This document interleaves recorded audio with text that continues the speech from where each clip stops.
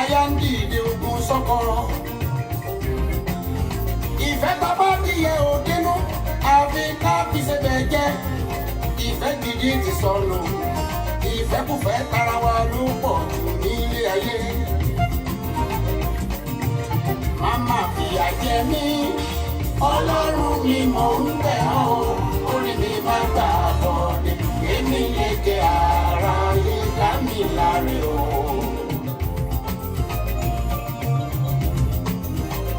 Afẹ́fẹ́ láyé, afẹ́fẹ́ láyé, afẹ́fẹ́. Bìrìbìrìbìrìbìrì ayé.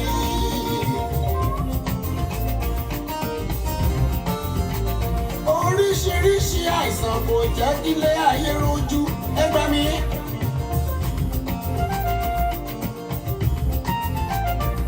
Àtọwọ́ Elédùmarè kọ́ iṣẹ́ ọwọ́ ènìyàn ni. Ọlọ́run bá ń sàmì ẹ̀ṣẹ̀ ta ló lè dúró náà. Torí wọ́n kọ̀ láti ní èrò Ọlọ́run ní ìmọ̀ wọn ni. Ọlọ́run fi wọ́n sílẹ̀ fún ìríra lọ́lọ́lọ́lọ́. Màmá fòṣìbà mi, ẹlẹ́dàá mi mò ń bẹ̀ ọ́, orí mi máa ń gbà bọ̀ ni, èmi lè gé ara yé lámì láre o.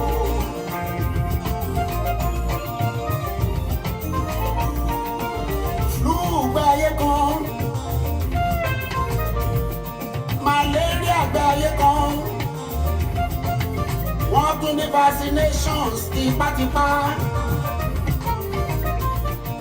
Ìjàmbá gbáyé kan, ìfẹ́kùfẹ́ gbáyé kan, ìmọ̀tara ẹni nìkan gbáyé kan. Greediness, ẹni tó ní nǹkan bí ogún bí ọgbọ̀n tó wá ìgbà.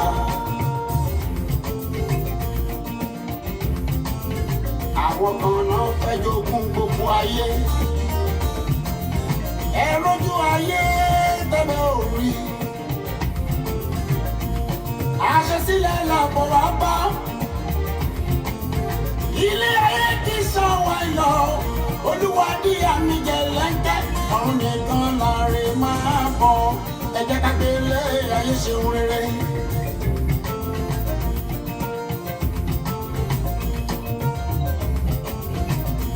Ṣé bẹ́ẹ̀ rí coronavirus yìí? Ọ̀pọ̀ ló ń pariwo ìbínú Ọlọ́run ni. Ọ̀pọ̀ ló ń pariwo iṣẹ́ ọwọ́ Ọlọ́run ni. Iṣẹ́ Elédùmarè máa kọ́ àfọwọ́fà ọmọ ẹ̀dá ni. Àwọn kan ló fẹ́ jogún ayé. Àwọn kan ló ń palẹ̀ ayé lára. Torí wọ́n kọ̀ láti ní èrò Ọlọ́run ní ìmọ̀ wọn ni. Ọlọ́run fi wọ́n sílẹ̀ fún ìríra.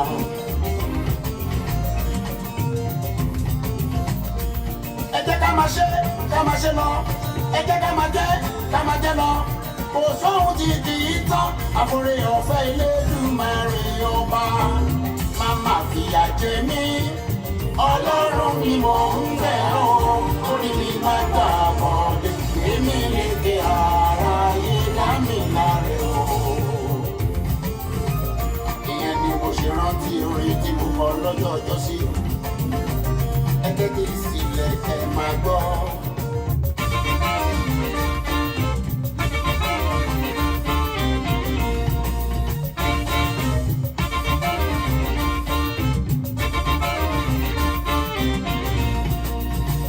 Ọbásanjọ́ tó ń sanjọ́,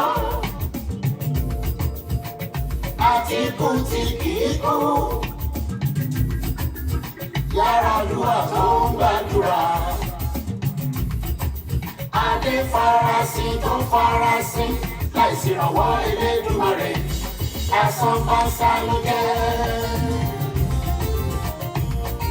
Ọlọ́run bá ń bínú lọ́wọ́, ta ló lè dúró náà? Àmọ́ dá mi lójú Olúwa díyà mi jẹ̀lẹ́ńkẹ́.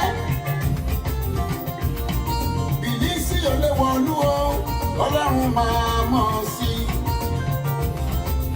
Ọlọ́run ó sì ṣe Fáráò láyàlé fún ìparun ara ẹ̀ o. Ọbásanjọ́ tó ń sanjọ́ àti ikú tí kìí kú. Yar'Adua tó ń gbàdúrà. Adé farasin tó farasin láìsí ìrànwọ́ Elédùmarè. Asán bánsá ló jẹ́. Ẹ wo àrùn yìí bó ṣe ń dààmú ọmọdé ló ń dààmú àgbàlagbà. Kò mọ nílé kò mọ àlejò, kò mọ ọmọdé bẹ́ẹ̀ ni kò mọ àgbàlagbà, kò mọ lówó kò mọ tálákà. Ẹ jẹ́ ká máa gbélé ayé ṣe rere, ó pin ayé ò bá ìdè, ikú ló pin rẹ̀ ìjẹ́ fún mùsùlùmí wa. Àwọn ayé máa kú kan ò sí, ẹ jẹ́ ká ṣe rere, ohun tá a bá ṣe sílẹ̀ làbọ̀ wá bá. Màmá fìyà jẹ mí, Ọlọ́run ni mò ń bẹ̀ ọ́, orí mi máa gbà bọ̀dẹ̀, èmi lè dé aráyé dá mi láre o. Màmá fòṣìta mi, Ẹlẹ́dàá ni mò ń bẹ̀ ọ́, orí mi máa gbà bọ̀dẹ̀, èmi lè dé aráyé dá mi láre o.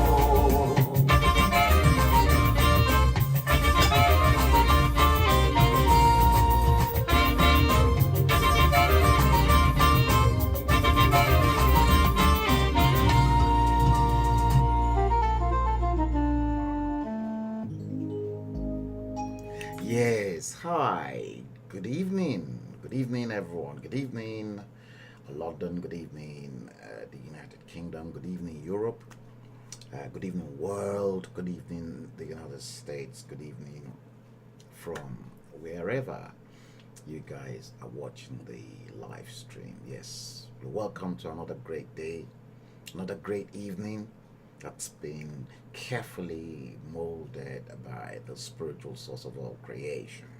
Today is Tuesday, the 24th month of the 24th day, beg your pardon, the 24th day of the 5th month of May 2022. It is 1843 directly in London, England. You're welcome to episode 176 of our usual series, the hashtag The Bleeding Edge. I'm yours and truly, Frank Bello, streaming live, and I'm pretty sure that you guys are going to have a cracky, jolly good time on the live stream this great evening. Yes, I said great because we're going to dig into a lot of issues. And you know, I promised you that things are beginning to develop and to unfold. I've just brought the microphone close to my mouth, ladies and gentlemen. I'm going to acknowledge each and every one of you. I can see all of you. Yes, it is beginning to be a little bit tough, and things are rapidly developing by the day, by the hour, by the minutes, and every second. You know, I told you. And it's going to be so.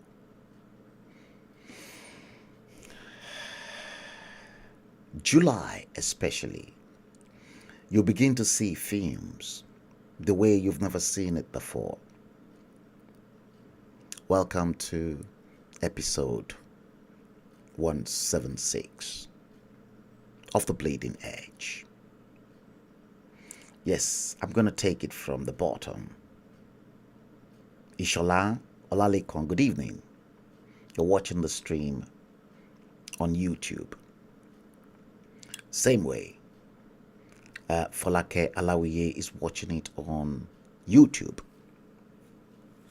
Yeti Queen, good evening. Uche Timothy Eluma, good evening.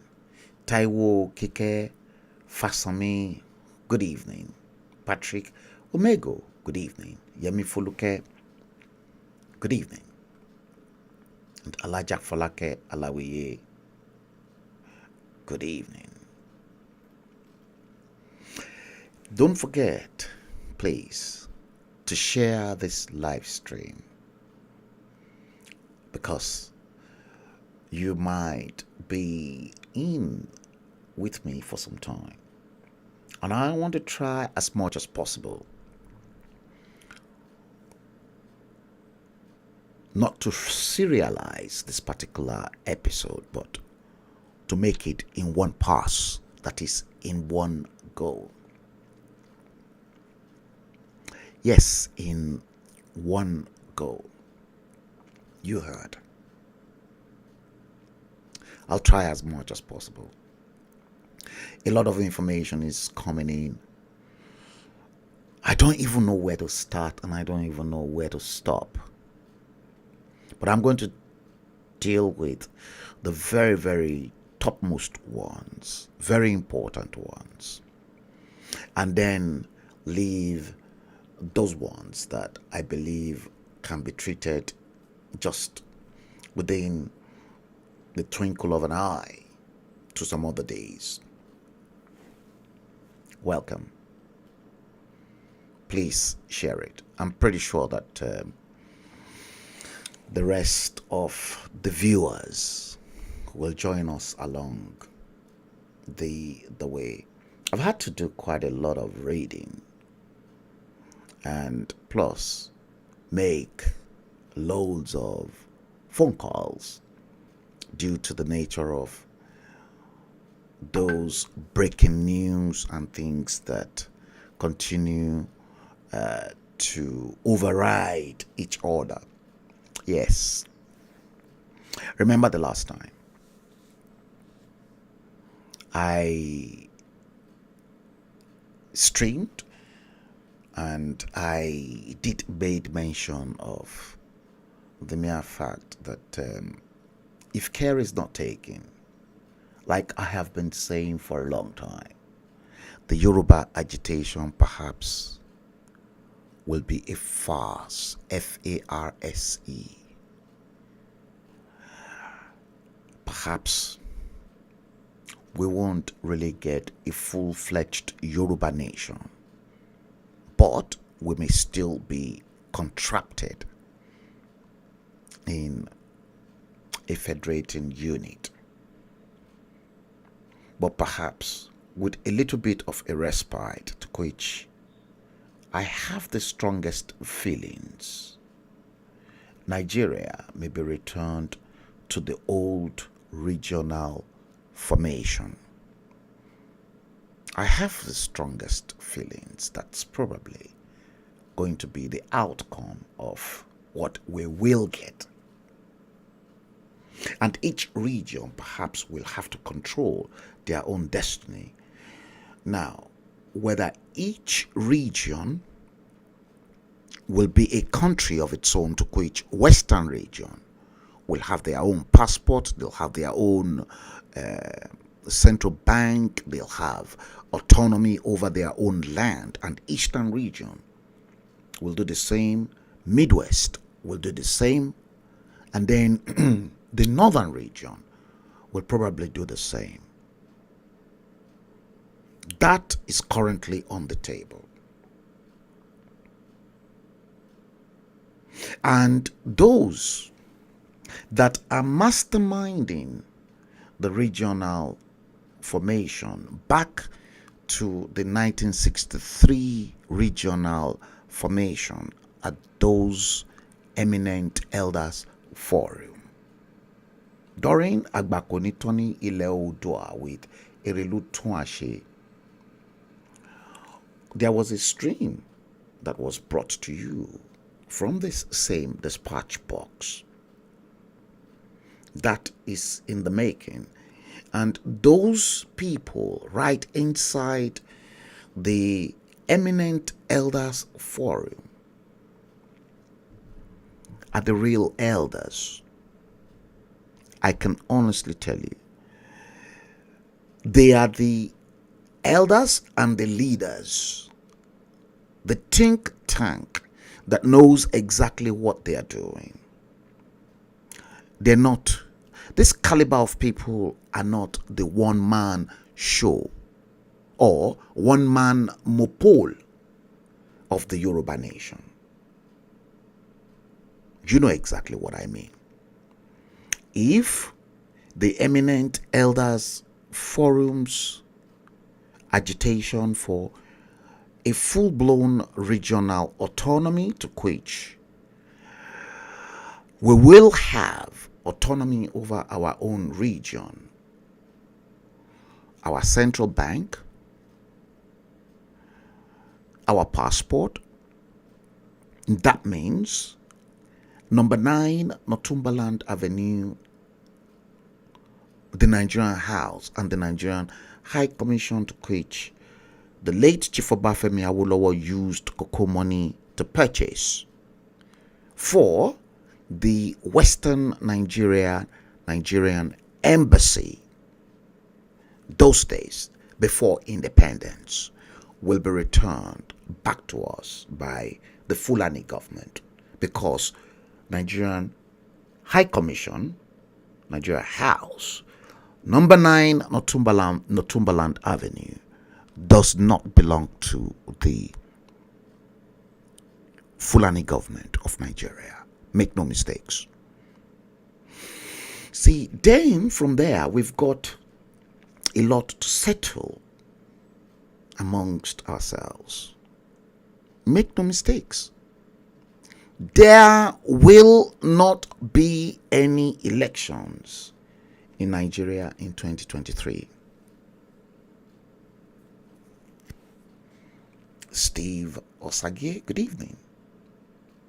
Good morning. Bukola Odufaderi Olusoya, you're watching this stream live from California, west coast of the United States, the other side of the US. Time difference. It is morning in California. Thank you, Bukola Odufaderi Olusoya. Just like Steve Osagie, Uche Timothy Eluma, and a few others. Yes, they've been with me a long time, and they know exactly what I am talking about. Welcome, episode 176 of the same usual series. Hashtag The Bleeding Edge is exactly what we are streaming live from London today. Yes, I've got a couple of stuff in store for you. Without any further ado about nothing, let's kickstart the show. And I want you to please lend me your ears. Lend me your ears as you guys sail away with me. It's going to be cracky. It's going to be brutal. It is the truth. It is the whole truth. And nobody can challenge it. Daranijo Jumo. Good day, James Coker. Thank you. Mayegun Amotekun Agbaye. Thank you. I haven't seen Mayegun Amotekun Agbaye for a while. You said King Frank Ekusheilu. I want to lie aduro tinyo. Thank you so much. You see, guys, before I kickstart today,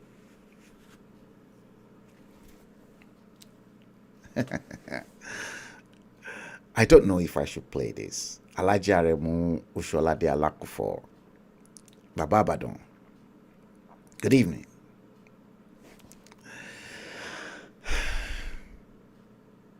Yes, I know. A lot of stuff is overriding that book. A lot of problem. Okay, guys. Saturday gone. This last Saturday gone. Something that is of great significance happened this Saturday gone in Akure, Ondo State.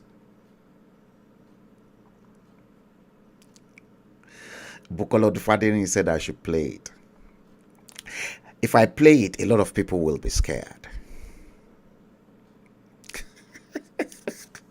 A lot of people will be scared. And I'm not too scared to play it because it was live. And it was live on the streets of Akure. And Akure was completely locked down, my hometown. And according to the reports that I got from the feedback of the festival, it was my own household festival. And anytime this festival is not normally held as frequently as people would thought. It is not an annual thing. But when Olomo Fair comes out, Akure will be under lock and keys. And the current Olomo Fair, very high and spiritual chieftaincy title, very high. It's my current uncle, my dad's immediate junior brother, who is still alive and probably one of the oldest men in Akure. Yes, Pa Fashionati is a friend of his too. Yeah, they're both friends and they are in the same circle. I was very proud. You see, if not for the fact that I already destroyed the hopeless, that shitty document behind me that you guys can see in 2018. Yes, I was equally meant to be on ground in Akure for that festival. Yes, those parts that are physically visible to the public, let me see if I can play it for you. I'm very proud. And maybe a lot of people, well, if you are a Christian or if you are a Muslim, and if you're not comfortable, I belong to the three. I'm three in one. I have said it time after time that Frank Bello is 3 in 1. But this particular festival means a lot to me. And because it means quite a lot to me, let me see. I want to play it first before the show. And I want to show anyone who may want to attempt any stupid stuff that I'm fully prepared for that spiritual battle. Anyone. And I'm ready to take anyone on. I gathered over 5,000 people stormed Akure to watch this festival. Here it is.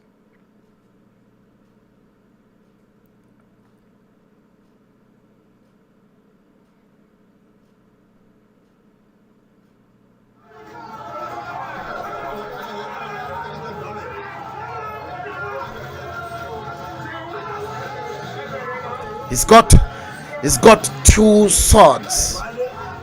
Big one. You can see the 2 swords in his hands. In the olden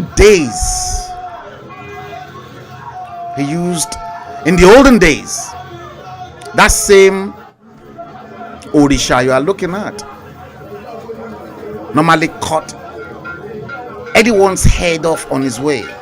See, there is someone, the man in white was holding a chain because he's so powerful. So it is that chain. This is my root, my real genealogy.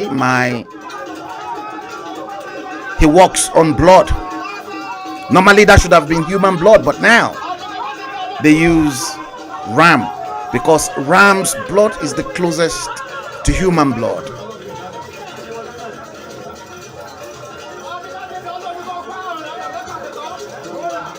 This is my root.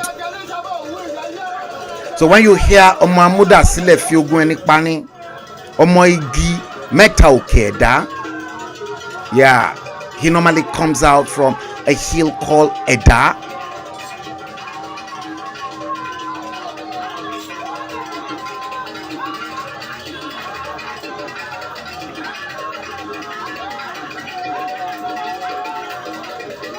This is rooted to my father's home. This happened just this Saturday gone, live in Akure.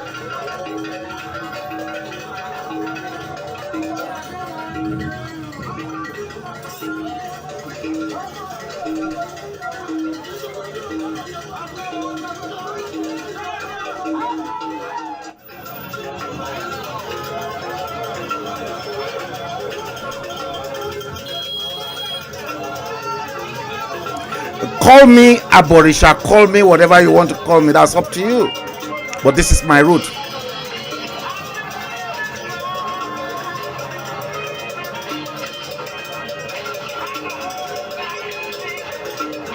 Somebody was actually playing something. I was playing Marvin Gaye.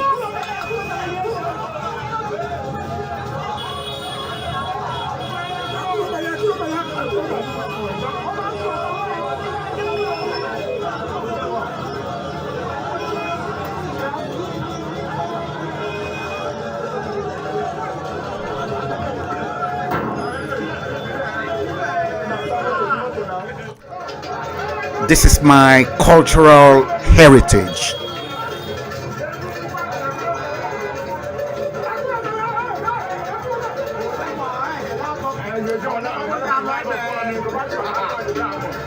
And that is Olomofe. You see,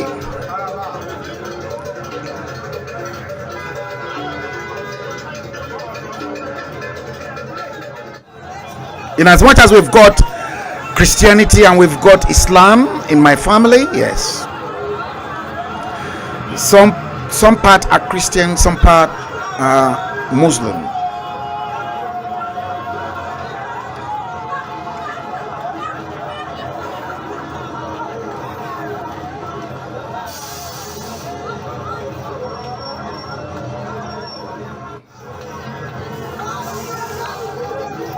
It is awesome, isn't it?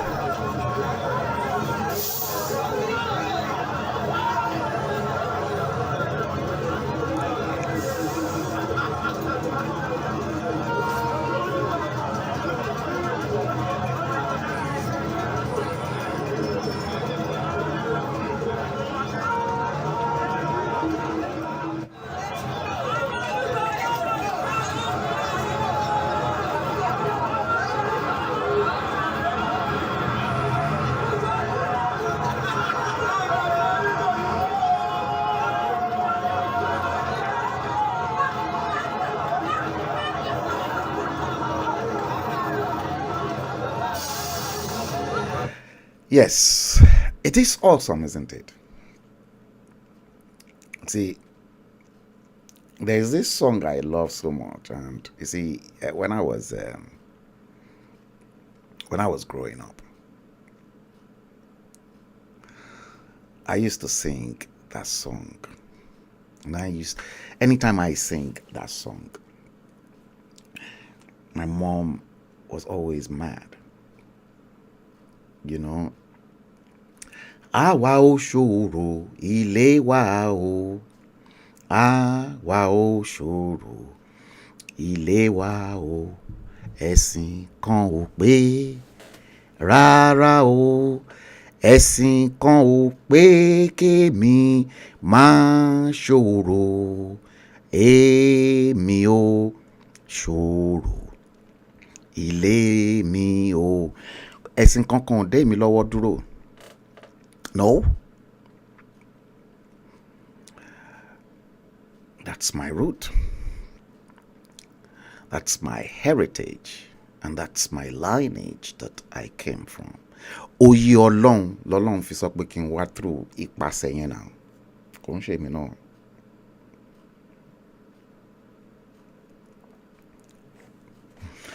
Yes, thank you. Bukola Odufadeni Olusoya. I'm true to myself. I'm not fake. And I'm not fake. Àtúrò ẹ̀ mo ṣe máa ń sọ fún àwọn èèyàn kan pé èmi lẹ́yìn fẹ́ fi oògùn ṣàkárá sí. Èèyàn kankan lè fògùn ṣàkárá sí mi.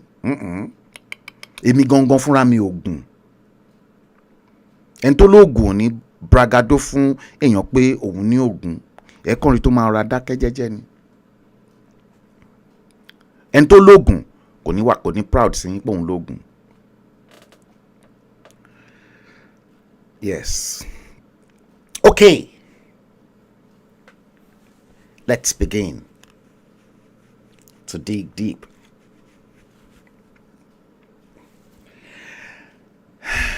Yes, Alhaji Aremu Osholade Alakufo, thank you. Yes, it is my heritage. And I'm very proud.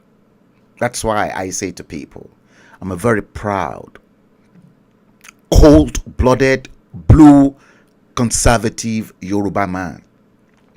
Conservative Yoruba man. Cold, blue-blooded. I'm ready to do anything for Yoruba land. I'm ready to do anything for my people. To fight for their interest. To make sure that the Yoruba people live a good and better life. A life that is destined for kings and queens. There are so many fakes amongst you. So many fakes. Let's get to the roots of few things before we begin to go a little bit deeper and deeper when others will now begin to join us. This Baba here, you know him very well.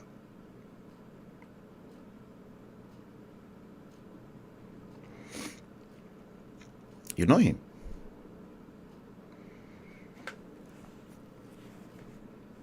Pa Ayo Adebanjo.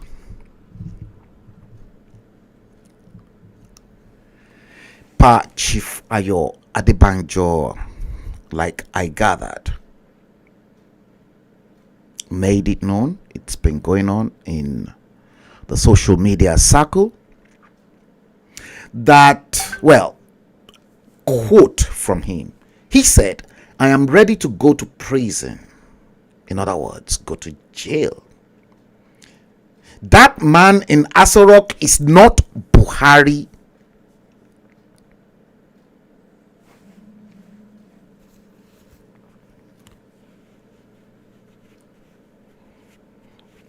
Pa Chief Ayo Adebanjo, Afenifere chieftain, said this.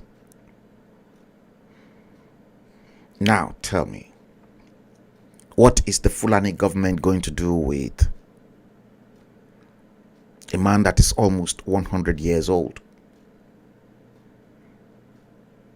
What are they going to do with him? I think outside the country, I'm the only one that's been proven using technology to prove to the whole world that you don't have a Muhammadu Buhari in Asarok. By proxy, the person ruling and controlling the arm of affairs is the shotman devil Kaduna State Governor, Nasiru El Rufai. He's the one calling the shots. This is coming from Pa Ayo Adebanjo Afenifere chieftain, who doesn't believe that Buhari is alive and is the one ruling.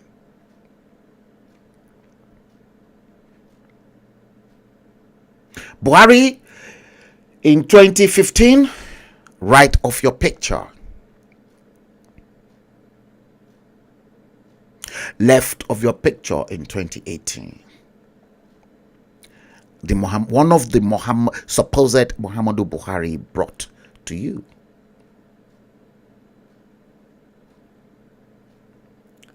Buhari in 2015, just immediately after he was sworn in, the real one, in military regalia.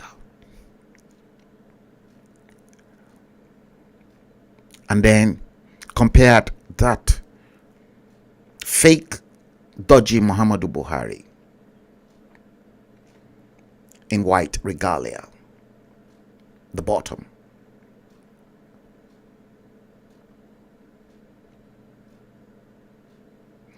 And then people ask, Nigerians want full disclosure. What is wrong with our president? With a picture of the man that was ill before he left the country.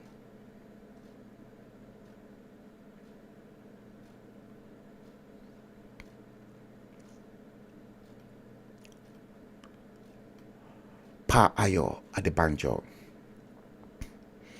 he said, I'm ready to go to prison. That man in Asarok is not Buhari.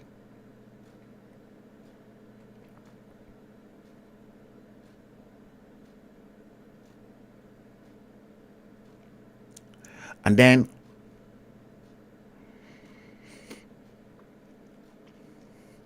look at the Muhammadu Buhari in the blue frame and the hand of the Muhammadu Buhari in the white frame inside the blue frame. And then compared that to the Muhammadu Buhari right. And then the hand.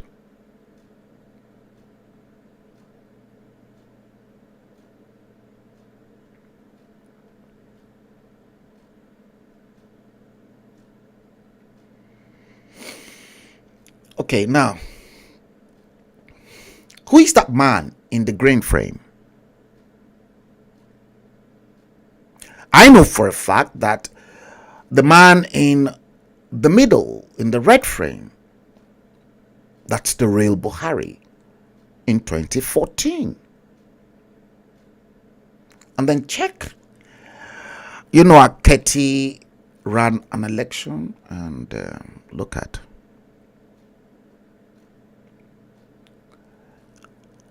the Buhari as well on the right. And this was the Buhari that was produced for Aketi's campaign after they gave you this.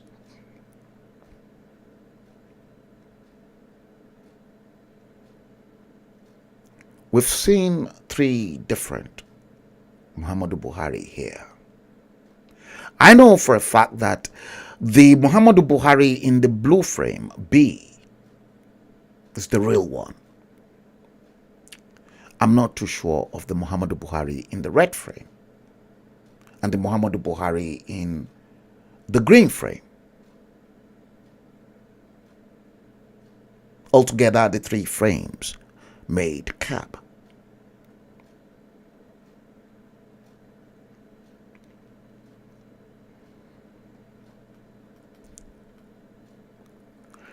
Pa Ayo Adebanjo said, I'm ready to go to prison. That man in Asorok is not Buhari.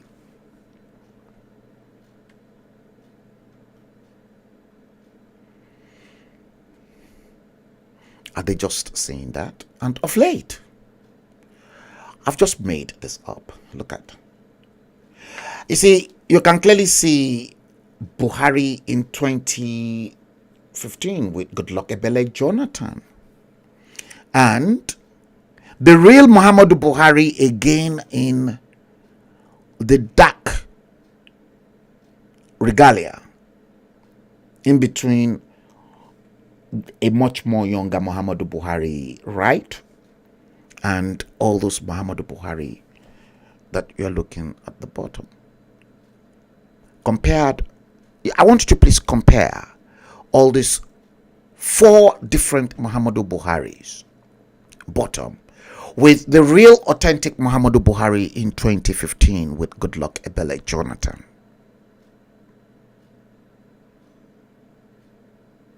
I know for sure that one next in between the Muhammadu Buhari, that youthful Muhammadu Buhari who looks more of a 40-something-year-old man, as opposed to that Muhammadu Buhari whose skin is wrinkled. Let me do it this way for you. Let me magnify that Buhari for you so that you can see it clearly from your screen.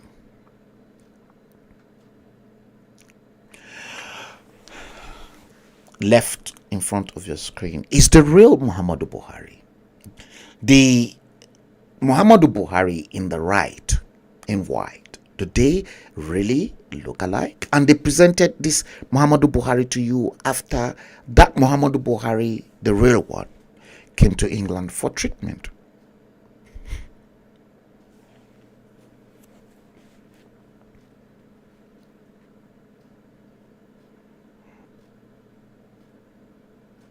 John Youtube, Emmanuel Evans Chanazom Uchelo.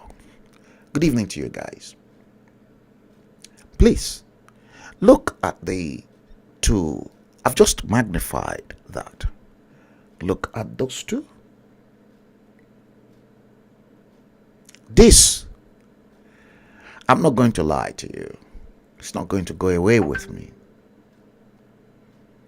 Because I still insist, and I will continue to speak the truth to powers that be, that Muhammadu Buhari died and is been long since buried in Saudi Arabia.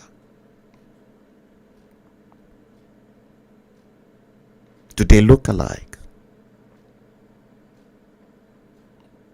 Do they? The Chinese, they're doing a great job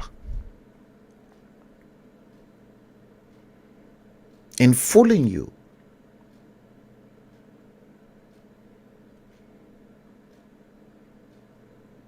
They're great with their job.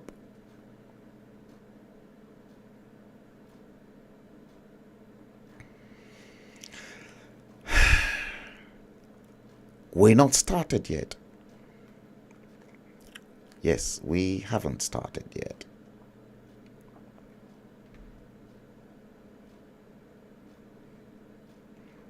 We ain't started yet. We're just beginning. We're still warming up. Yes, we are. Pa Ayo Adebanjo, Afenifere chieftain, is now worried. Does that mean that Yemi Osinbajo is not being truthful to Nigerians, and he's been playing the cat game alongside with them. Possibly. Possibly. Possibly. He knows the score. And you're going to see a few things that will shock each and every one of you later on as we proceed during the course of the stream. You see, I see things and God revealed things unto me. That I saw.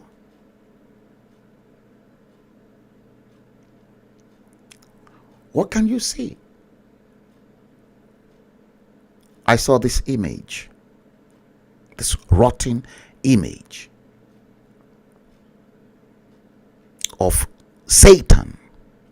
Many people believe in one Satan, but Islam, Muslims, believe that their own God is their own God. Christians believe their own God is different from the Islamic God.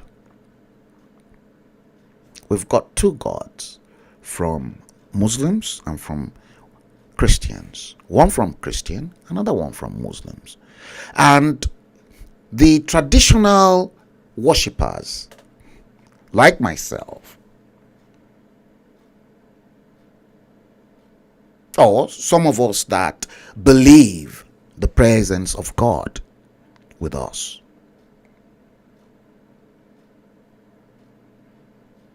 but disagree with the doctrine of some deeper evangelical pastors and deeper Islamic clerics,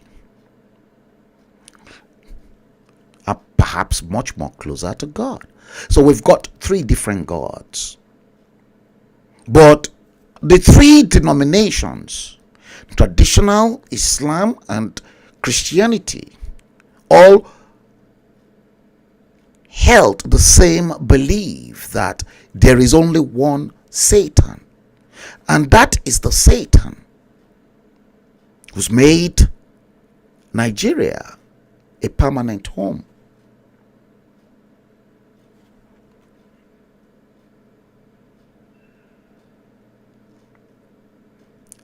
Why am I saying this?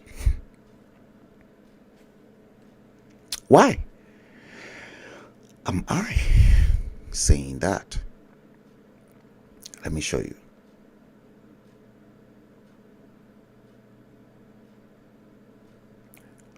I want you to watch this particular one.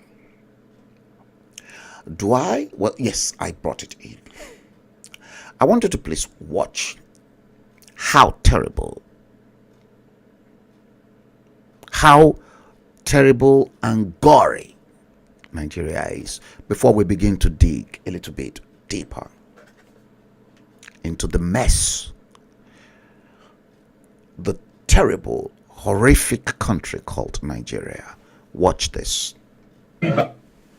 Ìdí arẹrẹ nílé Adégbọrọ nílùú Ìbàdàn. Bàbá wa tí wọ́n kú tẹ̀wọ̀n nínú kòtò yìí, wọ́n sin bàbá yìí ní ìrọ̀lẹ́ àná. Nígbà tí lọ́ọ́ fi wọ́n lé ní, wọ́n ti gé orí, wọ́n ti gé apá. Did you hear that? Nítorí yanilẹ́nu orí òkú lẹ̀ ń wò yìí, wọ́n ti gé orí kó bẹ̀ ọ̀rọ̀ lẹ̀ ń wò. Ọlọ́run dẹ̀ ṣàánú bàbá yìí, ó kú ní ibà kú, kò lè tí ì pé wákàtí 12 tí ó fi máa rùn. Òun la dúró bẹ̀ yìí èyí gbọ́ òórùn kankan. Ibi tí orílẹ̀-èdè Nàìjíríà ń lọ báyìí, Ọlọ́run nìkan ni kó ṣàánú wa. Ọlọ́run nìkan ni kó ṣàánú wa. Àwọn tó ṣe wí eléyìí, ó dájú gbàdúgbò yìí náà wà. Ó dáyàn lójú pọ́ máa dúgbò yìí ni wọ́n. Wọ́n mọ̀ bàtà ń sìnkú yìí. Wọ́n dẹ̀ tágẹ́ẹ̀tì àsìkò tí a lérò pé ẹnìkankan ò ní rí àwọn. Ẹni tó pè wá òní tó jẹ́ kan ní ọmọ bàbá àbí ẹ ṣàlàyé tó ṣẹlẹ̀ fún gbogbo àwọn èèyàn kán lè mọ̀ yìí pé ayé ti dì bá mi. ní ìlú Ìbàdàn ìdí a. Did you hear that? Did you hear that? What happened was that someone died, and that person that died, according to Muslim rites, was buried in his own yard, the way my own late father was buried in his own house in Akure, Ondo State. This man was buried in his own house according to Muslim rites. And overnight, some ritualists went to that graveside and then chopped off the head and every internal organs, including the intestine, and then left an empty body. Chopped off the arm, the head. So what is left is the neck and just the torso.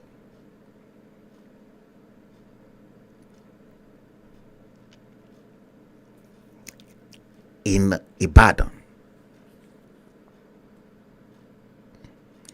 That's why I said you guys should share this stream.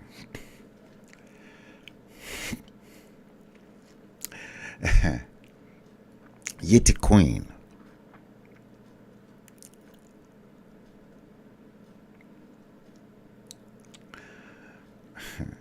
Yeti Queen, let me post your comment. You said, I told you weeks back that I know of a secret Oshibajo and Buhari held together.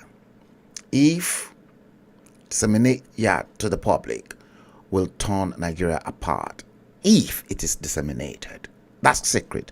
If it is made known to public, will turn Nigeria apart. Pastor Adeboye is aware of the secret. Remember I told you, Pastor Adeboye went to see Buhari in Aso Rock, and he came out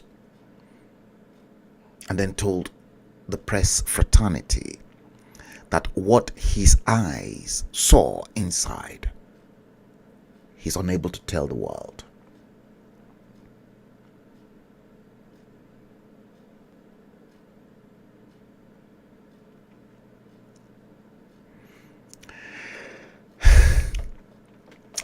Babangida knows, Atiku knows, Bola Tinubu knows. Everybody knew Muhammadu Buhari was long dead.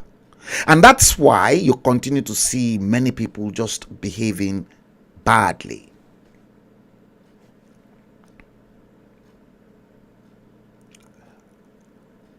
Like Yeti Queen just posted. Buhari's wife warned everyone that they've hijacked her husband's government. Few men in Aso Rock.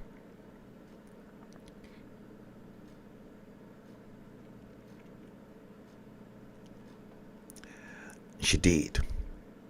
Obasanjo equally gave you guys the clue and then said Aisha should go and have a bedroom talk with the husband. And I streamed a show, if you remember that period, and I said, oh, how can Aisha have a bedroom talk with a fake dodgy latex Muhammadu Buhari? Maybe, I mean, Aisha definitely won't have any bedroom talk with a Muhammadu Buhari that Aisha knew was long gone and was buried in Saudi Arabia, to which Buhari's children's post even proved it. and I've showed you guys.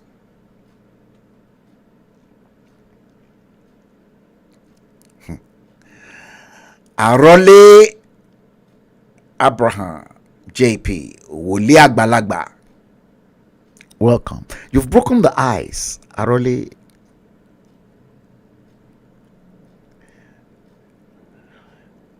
You made a comment. You made your comment for the first time. That's one of my respected Wolis. Yeah, Jerusalem Church. Yes. In Hackney. You see, how do you expect an Aisha that knew that the husband was long dead? At least, you know, we cracked a joke and we said, maybe the Muhammadu Buhari they've brought in this time around, maybe he's not as endowed, and maybe he's John Thomas.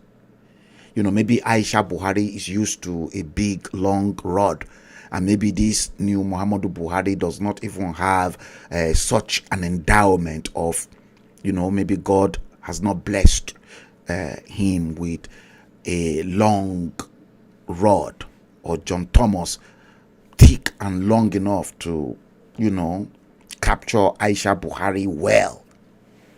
So how can Aisha Buhari be talking? Why do you think Aisha Buhari stick? You know, according to what I was told, Aisha Buhari was 16, probably a virgin that was given to Muhammadu Buhari after Muhammadu Buhari sacked the first wife when he was released subsequently from prison under Ibrahim Babangida's dungeon.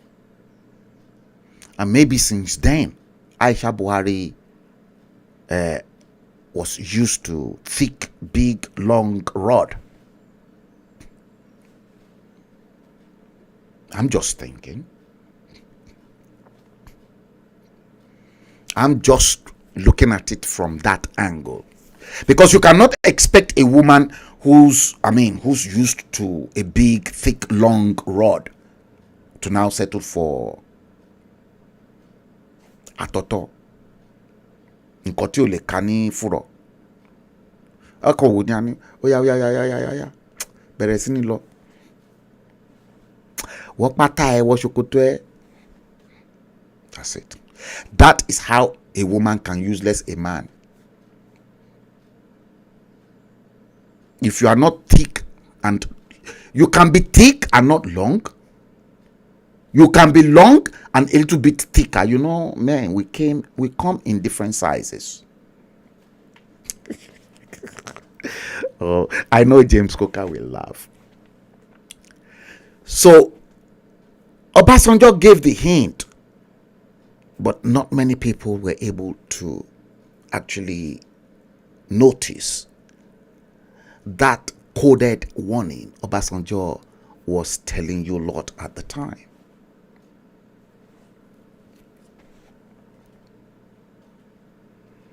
Not many people. You see, as messed up as Nigeria is, it is messed up. Make no mistakes. It is completely messed up.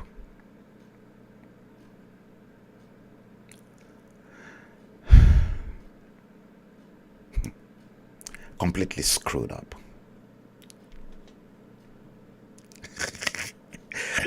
Lord God, I know you guys will love James Coker. Yes, I deviated you guys so that you can have some cracky time. Yes, yes. Let me come. You see, Mayegun Amotekun Agbaye. He said Aisha Buhari like a big rod. She always liked to enjoy herself. Yeah, you know, I gathered that man called Yaya Bello in Kogi State gave Aisha $600,000 of Kogi money. And from what I gathered, they're having affairs. They're sleeping with themselves. It is alleged. Alleged. James Coker, you said 2 minutes, man. You are wicked, man. James Coker, you are a wicked man. How can a man just shuku 2 minutes? Well, some men are like that. I've got somebody watching the stream. That person will just laugh. Lavan Nash, I can spot you. Somebody is talking 2 minutes here. Lavan, they say some men are 2 minutes.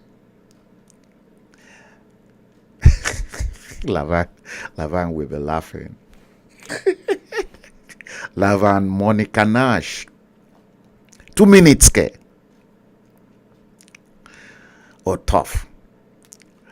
Bukola Odufadeni, Olusonya. I know you guys will love you. I know you guys love this shekere talk. Yes, Atoto. Yeti Queen. Let's get serious with Yeti Queen here. You said Obasanjo denied of recent that Buhari is dead. What do you expect Obasanjo to say to the world? Obasanjo was a former president. You won't expect him. You will expect Obasanjo to keep his mouth shut. Don't expect Obasanjo to talk. Don't expect Goodluck Jonathan to talk. Don't expect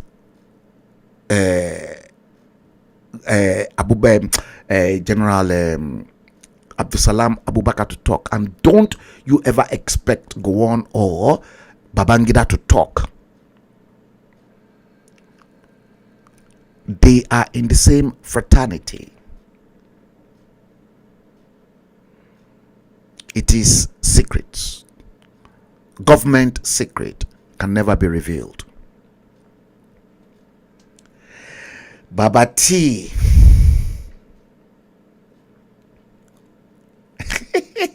Baba T. No, I'm not going to post your comment because you're going to distract my stream.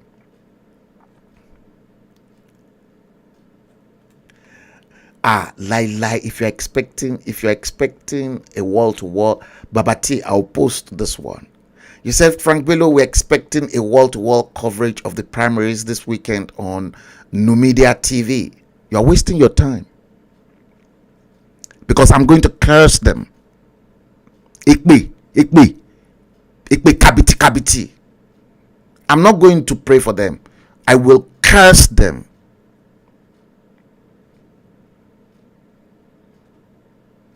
Curse all those that made Odua land the hell on the surface of the planet. Now, I don't pray for people who are useless. I curse them. Don't forget, ile elekpe no ti bí mi ṣe mọ̀ ṣá. Ọmọ elekpe ni mí. Bí n ṣe lè ṣe àdúrà fún yàn, bẹ́ẹ̀ náà ni mo lè ṣépè fún yàn. Yes. Most of the time, the issue with the black man does not need prayers, but cares. Those that will need our prayers will pray for them. Those that needed to be cursed, generational curse, we hang it on them.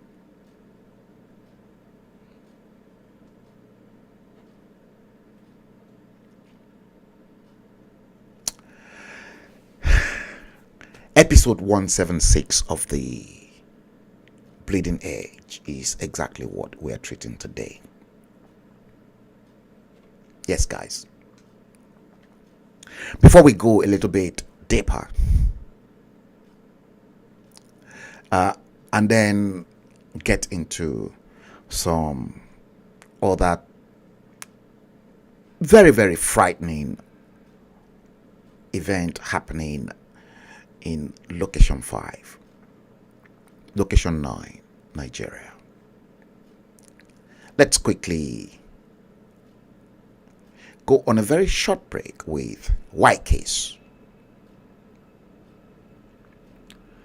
And Ìdájọ́ Olúwa ó ti dé tán, and it is here.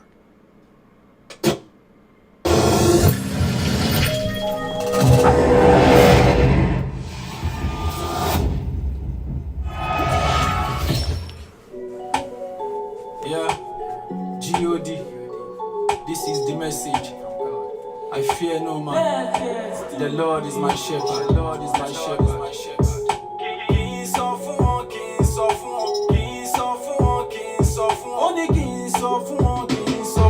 Ìdájọ́ Olúwa ti dé tán, ìdájọ́ Ọlọ́run ti dé tán, sí ìjọba aláìgbọràn. Ìdájọ́ Olúwa ti dé tán, ìdájọ́ Olúwa ti dé tán, ìdájọ́ Ọlọ́run ti dé tán, sí ìjọba aláìgbọràn. Ìdájọ́ Olúwa ti dé tán.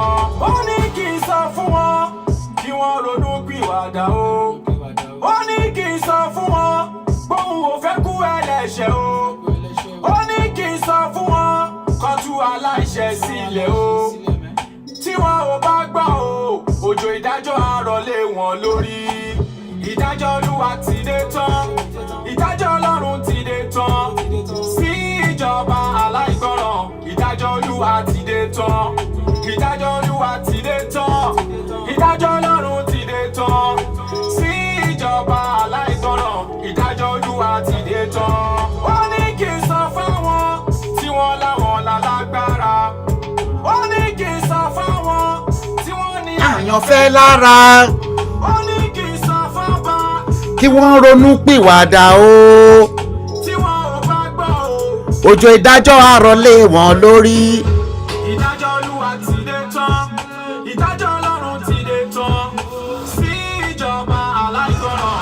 Ìdájọ́ Olúwa ti dé tán, ìdájọ́ Olúwa ti dé tán, ìdájọ́ Ọlọ́run ti dé tán, sí ìjọba aláìgbọràn. Ìdájọ́ Olúwa ti dé tán.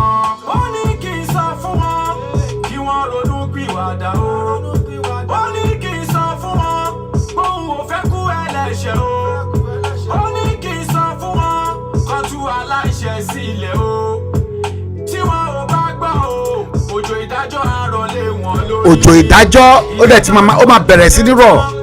Ìdájọ́ Ọlọ́run ti dé tán, sí ìjọba aláìgbọràn. Ìdájọ́ Olúwa ti dé tán, ìdájọ́ Olúwa ti dé tán, ìdájọ́ Ọlọ́run ti dé tán, sí ìjọba aláìgbọràn. Ìdájọ́ Olúwa ti dé tán. Look at 62 years after independence. Is that not a shitty country? That's shitty nation, shitty Nigeria.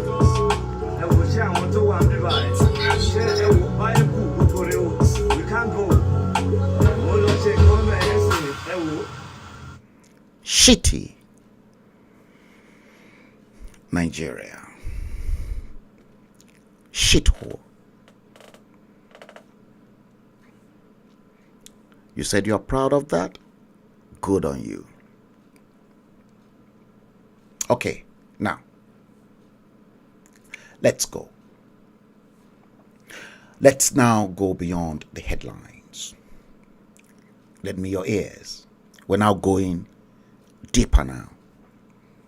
Deeper and deeper. Beyond the headlines. FG, federal government. Listen very carefully.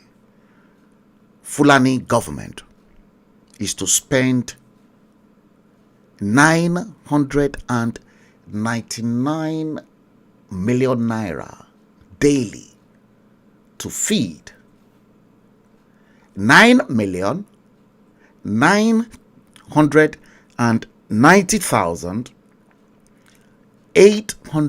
9,990,862 school pupils. Now, this came, make no mistakes, this came in the light of the last stream I did on education and the spend on education Do you remember that? I told you, Frank Bello is the nightmare of Abuja, because a lot of people don't look at numbers. They don't look at sums. You see, based on my training, I told you, I did a project in book publishing practice for Charles McGregor, one of my senior lecturers, who was one time the managing director of Evans Publishing in Ibadan. And Charles McGregor, if you remember, a couple of streams ago, made mention to me, to which I later did my research, only to find that none of the previous leaders, heads of government in Nigeria, were interested in educating the Nigerian children. The only exception, like you all know, was the late Chief Obafemi Awolowo and the Western Nigeria educational system during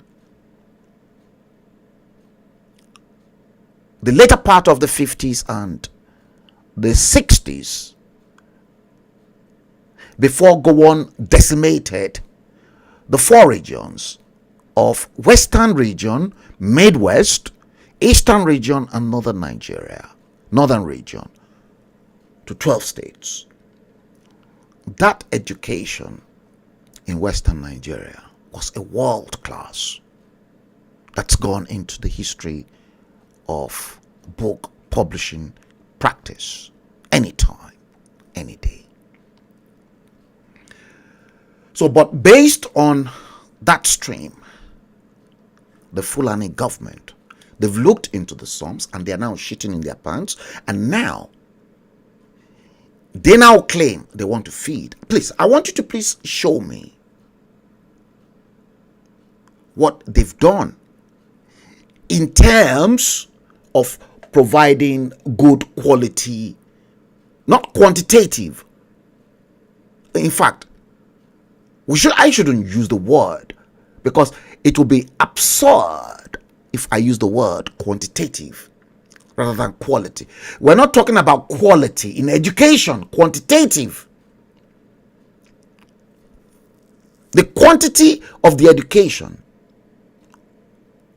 that these moronic heads of government, subsequent ones, provided was shambolic. And now, almost 1 billion naira is to be spent to feed. Can you imagine? Just feeding. They're not talking about how they will provide textbooks and writing materials for those that were in primary school. Okay. The last time, let me show you that statistics once again. Let's go through it one more time. I know I've got it somewhere. And we're going to go through this again now. That statistics. Okay.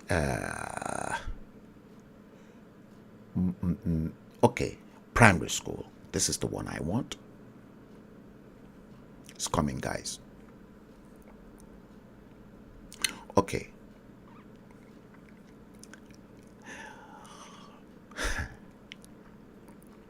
Look at this. Primary school enrollment rate in Nigeria, 1995 to 2001. It is probably more now. See, they want to feed 9 million. But in 2001, it is more right now. But we are looking at statistics between 1995 and 2001. And if you look at the trend in front of you, you can clearly see an increment in the number of enrollment and then the population of the 6 to 11-year-olds, and then the differences in the enrollment. Let's take, for instance, 2001 at the bottom. Enrollment in 2001 was 27,384,991. The population of those 6 to 11-year-old in Nigeria was 36,699,836. Now, if you take the population of those 6 to 11-year-olds in 2001 from the enrollment, in 2001, the differences you will get in enrollment means 9,314,845 children were out of school. And when you look at the enrollment rate in 2001, that was 75% enrollment based on the enrollment and the population of those 6 to 11-year-old. And you can clearly see it's been up and up from 1995 to 2001. Now, I made it known that if we have got a responsible government in place, like in a civilized world, you see the differences in that enrollment. They want to know why over 9 million 6 to 11-year-old were out of school. But they're not doing anything. But in 2001, 27 million. And in 2022, I repeat, in 2022, how many years ago? How many years that we're looking at the statistics? Your Fulani government is now telling the world that they want to spend almost 1 billion naira daily, not monthly, daily. 1 billion naira daily, not weekly. 1 billion naira daily to feed 9,990,862 school pupils. Fraud of the highest order.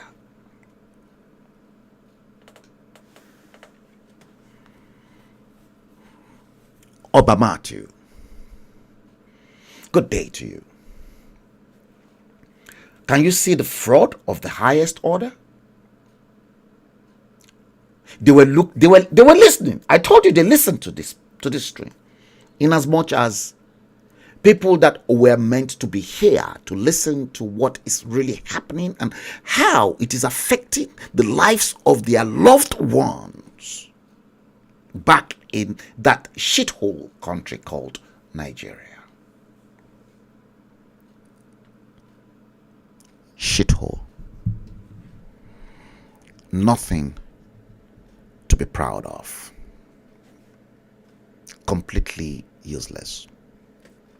So the Fulani government today, Tuesday, said 999 million naira is to be spent daily to feed approximately 10 million people in the National Homegrown School Feeding Program across the country. Can you see the fraud? So Hajia, look, the team leader of the program is a woman called Hajia Aishatu Digil, and she disclosed this at a stakeholders meeting in Abuja. That's how they want to steal. She said, Hajia Shadia Umaru Farouk, this woman, let me show you her picture. I've showed this, you know this woman very well, but I've prepared her picture down for you. This one. You remember this one? She's the one. This is the woman.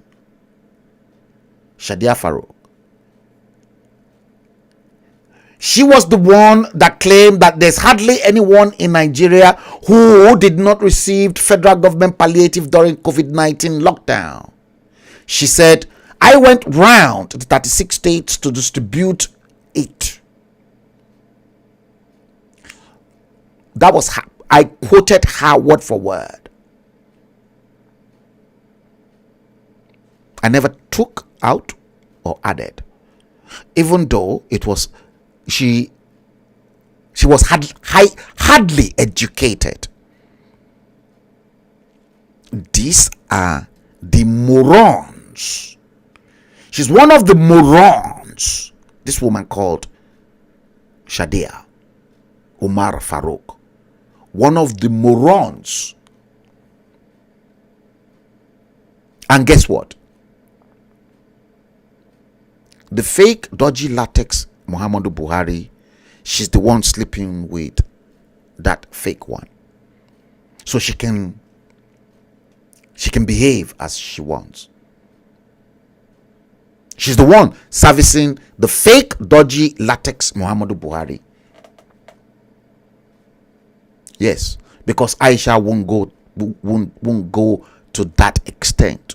She's the one, and she can. The world, Nigeria is in her hand anyway. She's the one. That's the woman. That's the woman who wants to milk the nation dry before we go our separate ways.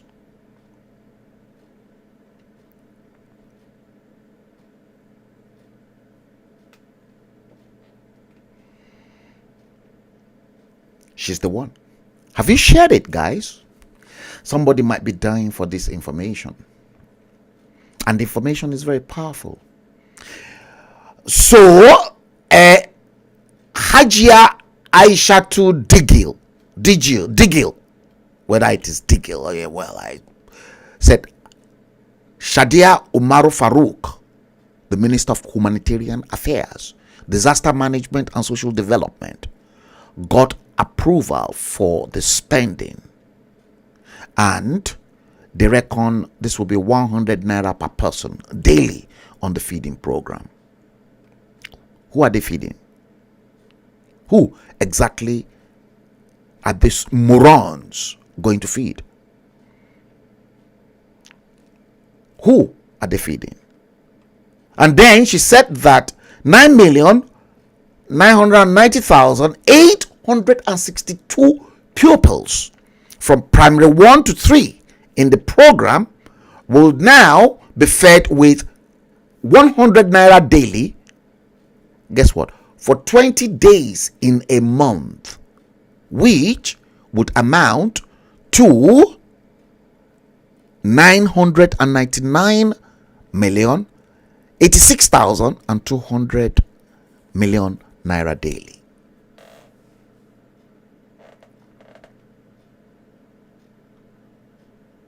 You heard. Now, I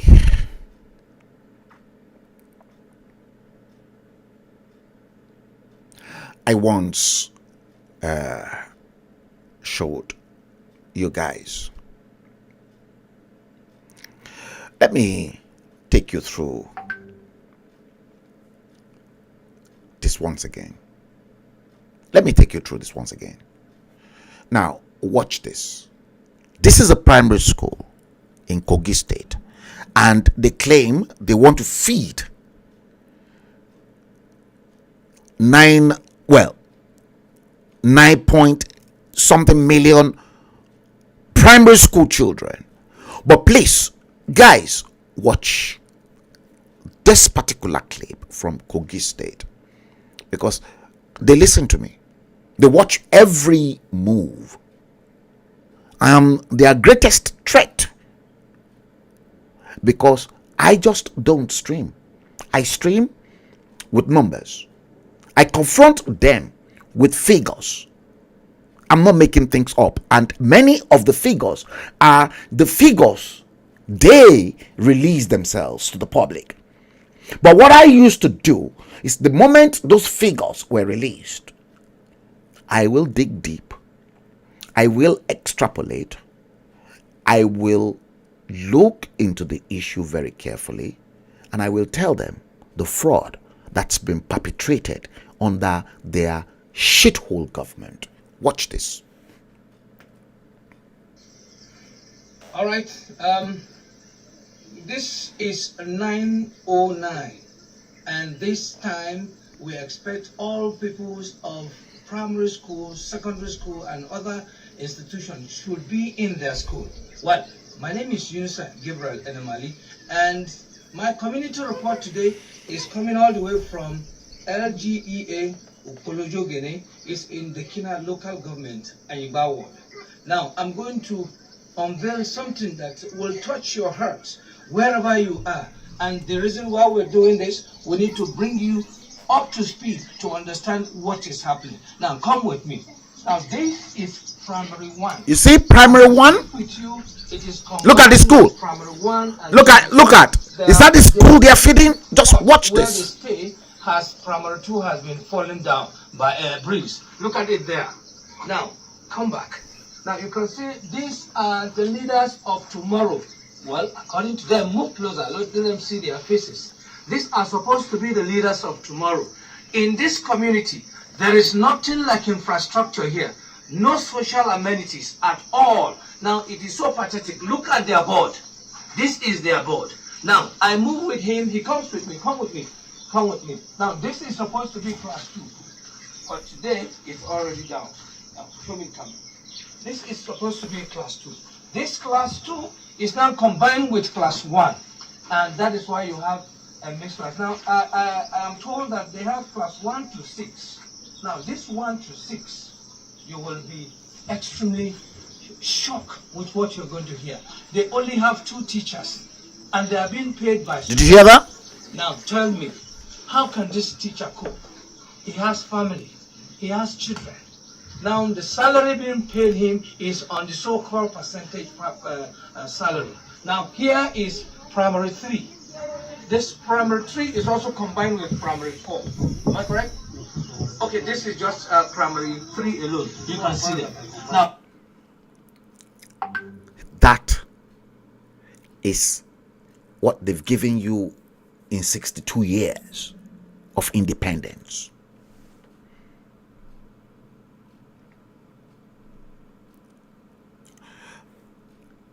And now, in 62 years, they want to spend 1 billion, close to 1 billion naira daily to feed 9,990,862 pupils from primary 1 to 3. Now, tell me, with that clip that you've just watched, that came from Kogi State. I've used that clip time after time.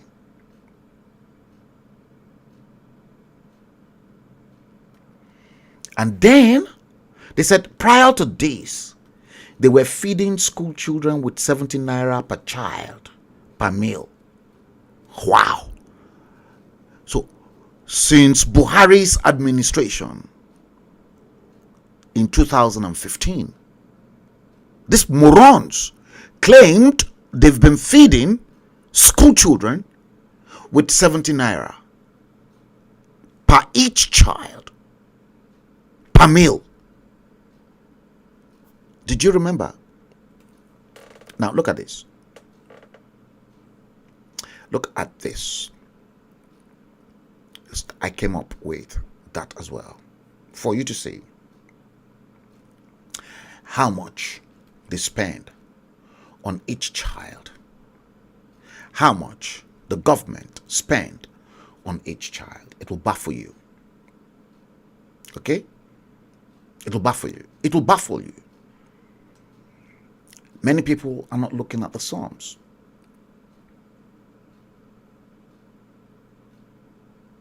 Now, if we combine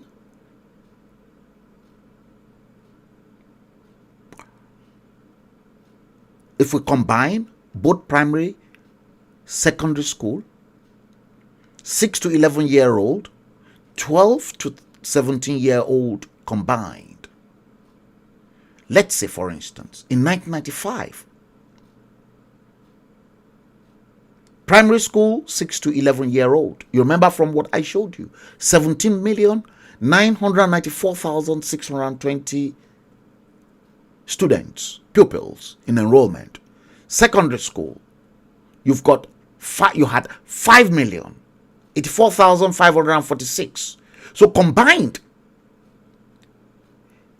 the enrollment in primary school between 6 to 11-year-old and enrollment in secondary school between 12 to 17-year-old in 1995 combined numbers 23,076,166 enrollment people in school in 1995. And the Fulani government allocation, well, let's say the federal government allocation to education budget was 153 million naira. And in terms of percentage, that was 8.29%. School teachers' salary not included in this federal government allocation budget. I assumed, let's look at how much your federal government in 1995 were spending on this combined number of enrollment in primary school and secondary schools. So each child gets per annum, each child in 1995 in Nigeria gets per annum 6 naira 63 kobo, because we are looking at annual statistics. 6 naira 63 kobo. Okay? You can clearly see that. It is numbers based on how much they've budgeted, their budget. And in 1999, when Obasanjo came into power, enrollment in primary school, 6 to 11-year-old, was 23,709,949. That was what Obasanjo acquired from Abdul Salam. And secondary school was 6,056,618. And combined, we had 29,766,567 pupils in 1999 in both primary and secondary school. The budget Obasanjo allocated was 358 million naira, which went up to 8.82%. And in 1999, the federal government was spending 12 naira and 2 kobo per annum on each child. On each child. And now, they claim they've been spending 70 naira since 2015. And that now they want to shoot it up to 100 naira per child. Fraud. You've just seen the Psalms.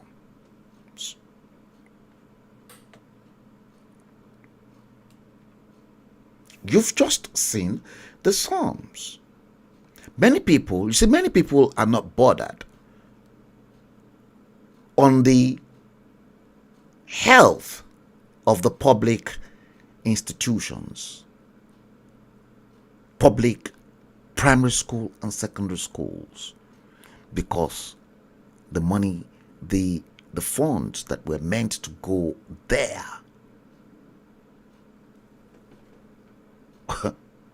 was going into the wrong pockets. Just as we have it then, so also we have it now.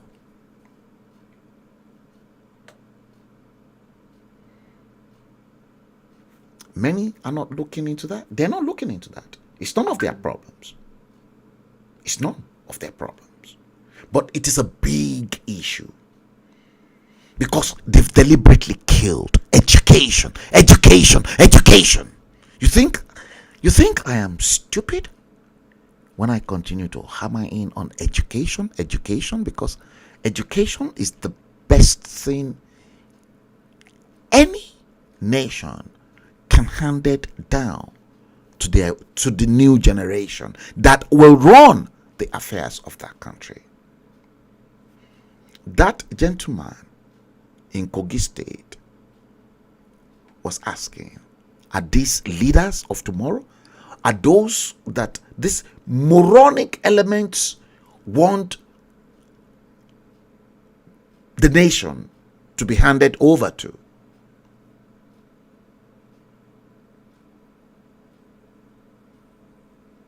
Screwed up. 70 naira, and now they've topped it up to 100 naira. Now let's go into the next headline. It's getting interesting. Now, a staunch supporter, listen to this. Did you know of a guy called Tompolo? Yes, he happened to be one of the staunch supporter of the People's Democratic Party, PDP. You know, he was a former Niger Delta militant in Bayelsa State. His name is Michael Isaiah, alias Tompolo. He's been shot dead. He's been murdered. You heard. Tompolo has been shot dead, killed, murdered.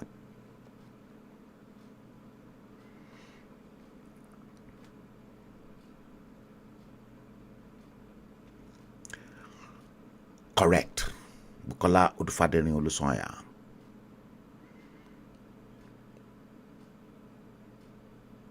Dinziani appointed Tompolo so that oil can flow in the Niger Delta region during Goodluck Ebele Jonathan's government. You are absolutely right. And now, see, the Fulani government, they've killed him.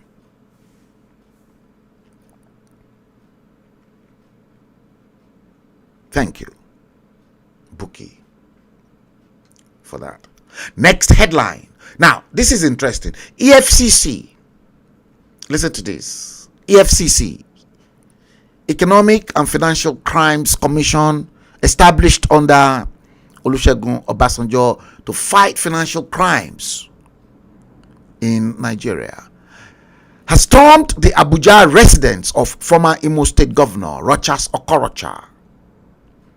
Now, Rochas was held hostage in his own home, and he was begging EFCC officials to allow him to go for the APC's screening. He was pleading, but EFCC's officials were adamant. They never let him go. So Okorocha then alleged that the commission's invasion was a ploy, a tactics to stop him from attending the All Progressives Congress presidential screening, which was ongoing at the time. Okay, let's go into the next headline. Listen to this. It's getting interesting by the day, like I told you, by the day, by the hour, by the minutes, and by the seconds. It's really getting interesting. Steve Osage, what did you say? Tombolo Tompolo's mother will create a lot of trouble. Oh, let's wait and see. Yes, let's wait and see. For every action, there's a reaction. You see, maybe Abuja is digging their own grave, and maybe the truth will subsequently begin to emerge that you don't have a Muhammadu Buhari in Aso Rock. Maybe I will, at the end of the day, be vindicated by the wannabes. At least, Pa Ayuade Banjo is now talking. Babati Sorosoke. Folake, let's post your comment. Ha ha ha ha ha. Okay. That's cool.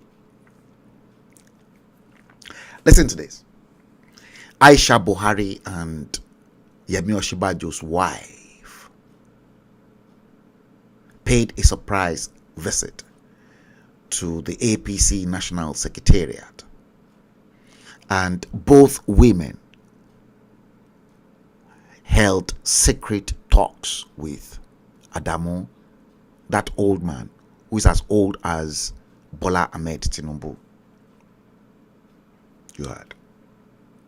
Okay, now let's go into this next one. We're still on education, and I'm going to show you something. We're going to go through some stuff. That's why I said you are here with me, and there's a lot of secrets that will be unraveled.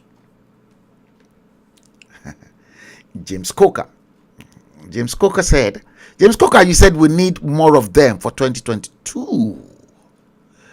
Oh, and you will begin to see Nollywood film as from July.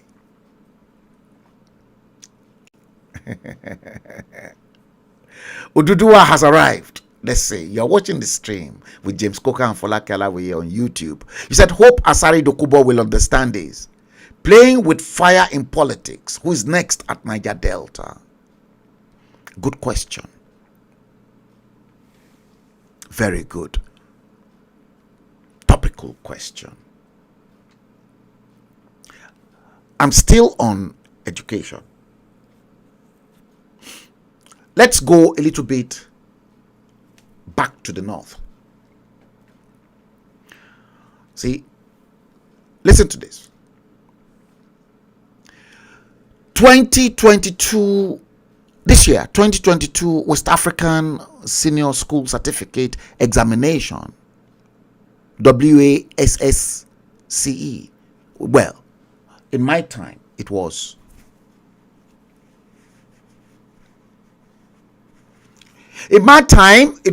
West African School Certificate, WASC, and at the same time, General Certificate of Education, ordinary level. And then there was the Higher School Certificate, HSC, and the GCA levels, advanced level. But 2022 West African Senior School Certificate Examination, you know they've got SS1 and SS2 now. So 2022 West African Senior School Certificate Examination, equivalent of WASC O level. Listen, Sokoto and Zamfara states in the Northwest present no candidates, and the reason they've given is that they've got deaths, BC, and other reasons, and that was why. So they never had any candidates to seat the 2022 West African Senior School Certificate Examination. The same was in 2021. So this is the second time running that Sokoto State students of public schools in the Northwest zone will not be participating in the examination, as the government of Aminu Waziri Tambuwal, the governor, also failed to present candidates in 2021.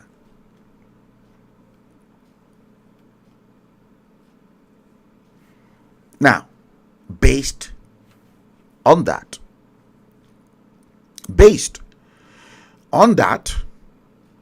let's check out this. And I will, after you've listened to what the former Emir of Kano, Sanusi Lamido Sanusi, had to say, then I will present you numbers and statistics to buttress that argument. Because I've streamed this before, about 2 years ago, the poverty rate in Nigeria. Now, let me do it this way.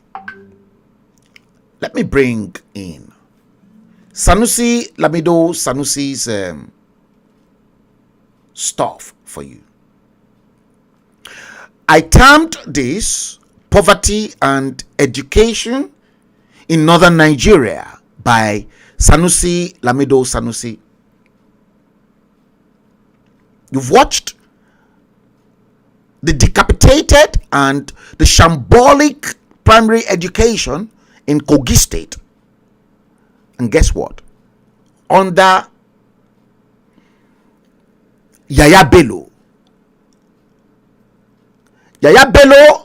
in 2022, with that shambolic, useless primary education, that, oh my God, he should be slaughtered for it,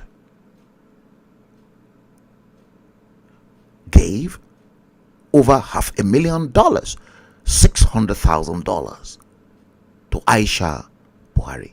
Now, watch what Sanusi Lamido Sanusi had to say about poverty and education in northern Nigeria. Very honest with ourselves. If you look at all the poverty indices in the world today, you find that in southwest Nigeria, the incidence of poverty is 20%. In the northwest, it is 80%. The northeast, it's 80%. I'll show you the statistics. He was right. Why is it that the poorest parts of this country are the Muslim parts? Why is it that in a state that started Sharia in 1999, and we just heard the opening verses today, Iqra bismi rabbika alladhi khalaq. This is the very first verse revealed in the Quran. How come that the state that started Sharia is not the one that is the most educated state? In fact, how come that in that state in 2017, only 24 children got 5 credits in secondary school? Did you hear that? How do we define Sharia? How do we define Islam? Illiteracy? Malnutrition? Children on the streets? We have to ask ourselves. And we can't ask those questions until we begin to understand through usul that you have to live in this world well in order to serve Allah for the hereafter. You have to live well here. Educated Muslims. We need Muslims that are before you can live well beyond. Muslims who are standing on their feet. Believe me, if poverty continues in the north, Islam will disappear from the north. The Prophet said, if poverty continues in the north, Islam will disappear. That means Islam will be replaced with Christianity in the north. From disbelief and poverty. And he said, Kad al-faqru an yakuna kufran. Poverty can lead to disbelief. These children that we see as al-majiris and we laugh at them and we treat them as victims, somebody will just come and pick them up, put them in a school, give them medical care, and convert them to another religion. Christianity. And they will do that. It's on the horizon. And the thousands. They will still go their separate ways, but Christianity will break into them. What we see on the street is a product of bad economic policies and wrong priorities. These children are not criminals, they are victims. What part of Islamic law, what verse in the Quran, what hadith of the Prophet allows a father to give birth to a child and leave the child to go? And we have to be very honest with ourselves. If you look at all the poverty indices in the world today, you find that in southwest Nigeria, the index of poverty is 20%. I'm going to show you the statistics. In the northwest, it is 80%. The northeast, it's 80%. Why is it that the poorest parts of this country? Yes. Now, let me show you the numbers, the statistics that Lamido Sanusi was talking about. I've got them here. Okay, let's go into the northeast. Oh no, let's start from the northwest. Northwest. Look at the northwest. Poverty rate in Nigeria 2018, northwest zone. Now you've got clearly all the states. You can see area in square kilometer, population, poverty rate, and then at the top, at the very top bottom, mean average.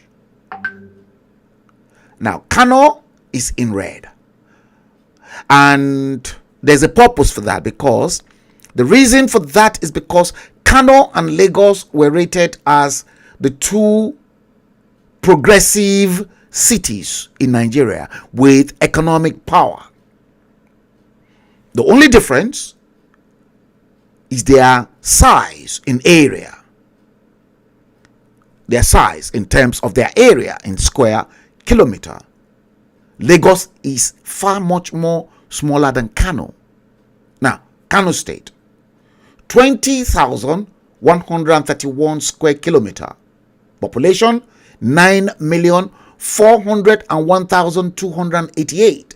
Poverty rate, 75% poverty rate. Kaduna, the size, the population, poverty rate, 80%. Zamfara, the size, 39,762 square kilometer. Population, poverty rate, Zamfara State, 95%. The state that introduced Sharia, Katsina, area in square kilometer, population, poverty rate, Katsina State, 94%. That is your president's state, Katsina. Muhammadu Buhari's state of origin, Sokoto area, population, you can clearly see 3.7 million. Poverty rate in Sokoto State, Aminu Tambuwa State, 96%. Kebbi State, size, population, 3.5 million. Poverty rate, 86%. Jigawa State, size, population, 4.3 million. Poverty rate, 84.4% poverty rate. Total northwest zone in terms of area in square kilometer, 216,065 square kilometer. Total population of the northwest zone, 36,200,079. Look at the poverty rate. If we add Kano with 75, Kaduna with 80%, Zamfara with 95, Katsina with 94, Sokoto with 96, Kebbi with 86, and Jigawa with 84.4%. Look at the total poverty rate, 610 87.4%. And the mean average of the entire Northwest zone is 87.2%. That was what he was talking about. That, you see, many are not looking at the sums. You see, the likes of Sanusi, Lamido Sanusi, they are quite aware of that figure, those sums. And I'm quite aware, but many people are not aware of those numbers. But many people are aware of, on your mandate we shall stand, Bola Tinubu. That is only what they know. And all your Yoruba Nollywood now teaming their efforts together to go for the same hopeless Bola Tinubu's mandate. A mandate that is a farce, a figment of imagination. Now, let me bring in Lagos for you, because he did make mention of the Northwest, Zamfara, especially with the Sharia law, and then compare it. He was comparing Northwest with the Southwest. This is the Southwest. And again, I said, look at Kano State, because it was in red. And look at Lagos. The entire Southwest zone, made up of Lagos, Ogun, Oyo, Osun, Ondo, and Ekiti State. Look at the area, the size of Lagos in terms of area in square kilometer as compared to Kano State. Lagos has got 1,171.28 square kilometer in size. And for that small, very tiny island of Lagos, the population, look at the population, 9,113,605, almost the same as Kano State. You are still going to see this clearly. And look at the poverty rate in Lagos, 8%. And this was in 2018. Ogun, look at the size, look at the population, poverty rate, 12%. Oyo State, that's the size, the population, poverty rate of Oyo State, 29.4%.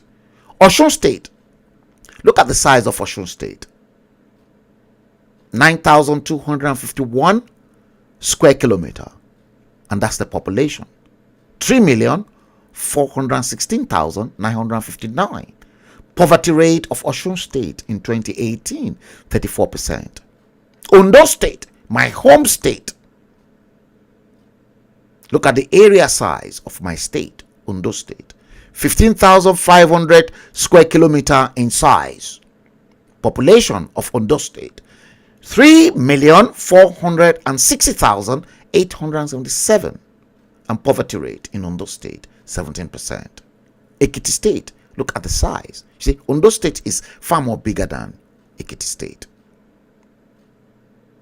Look at the population of Ekiti State in 2018, and then the poverty rate, 32%. The entire Southwest zone, in terms of its area in square kilometer, is 77,709.28 square kilometer, with a population in 2018 of 27,772,432. And poverty rate, look at, when we add 8% from Lagos, 12% from Ogun, right up to Ekiti, 32%, we get 12.4%. And then the mean average, 22%. Now, let's now go into the combined. I haven't showed you guys Northeast and Southeast and South-South. But here, what I have done here is poverty rate in Northwest top left, and poverty rate in southwest. Now you can clearly see Lagos, Kano State had. Let me try and magnify this so that you can clearly see exactly what I am looking at. I'll just quickly magnify this so that you can see it. No, let me do it this way. Transform.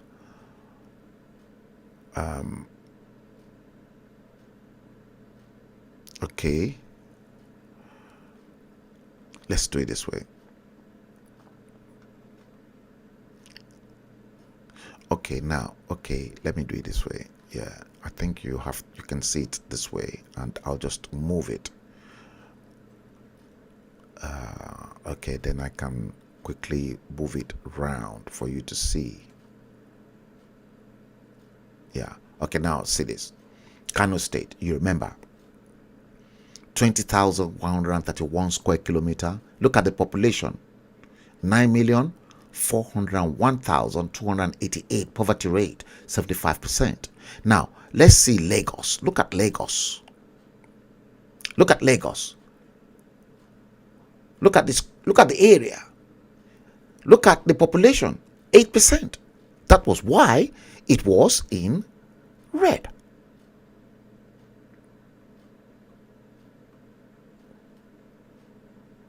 Yeah. Yeah. That was why it was in red.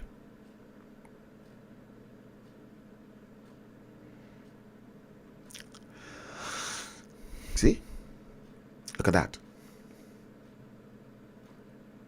You can see that. Lagos and Kano. Lagos, much more. Look at the size of Kano, 20,131. 9,401,288. And Lagos, very small place with 1,171.28 square kilometer and with a population of 9,113,605. Many people were not looking at those sums. And these were the sums that really mean a lot.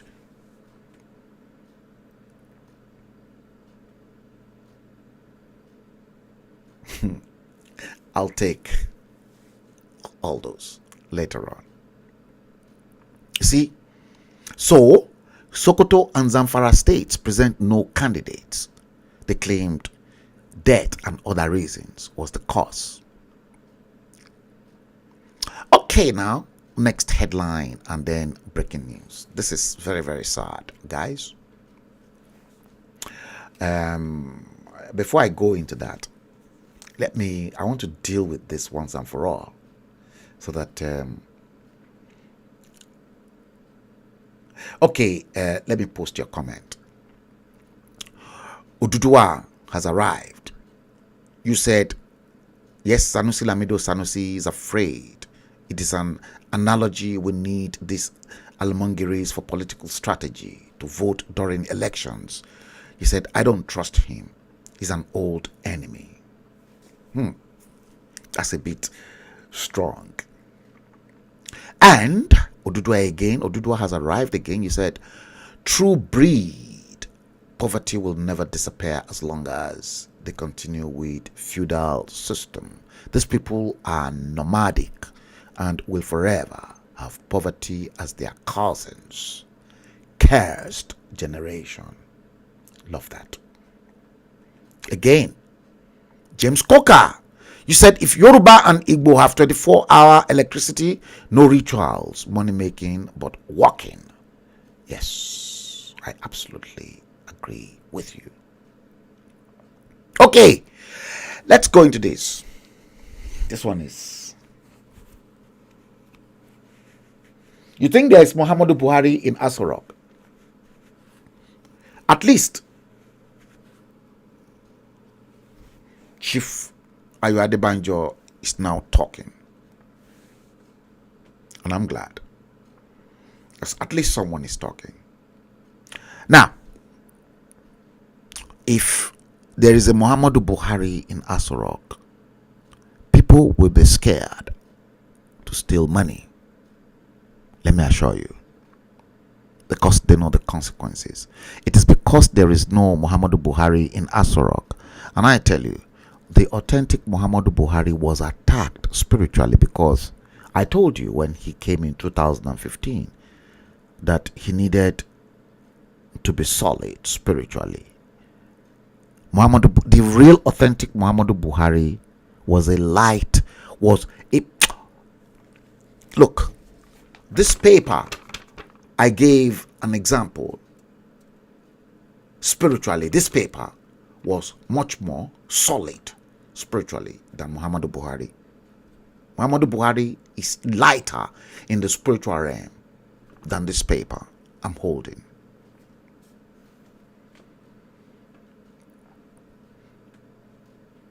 See, today, UK investigators trace another 1.5 trillion naira. One. That's just one. First, they've traced 1.5 trillion naira. And then secondly, $9 million of looted funds to Nimasa boss, Dr. Bashir Jamo's personal account. Nimasa, for your information, for those who doesn't know, NIMASA, Nimasa, is the abbreviation for the Nigerian Maritime Administration and Safety Agency. So all the ships on the sea. You remember we used to own the Nigerian National Shipping Line. Some of your leaders killed Nigerian National Shipping Lines.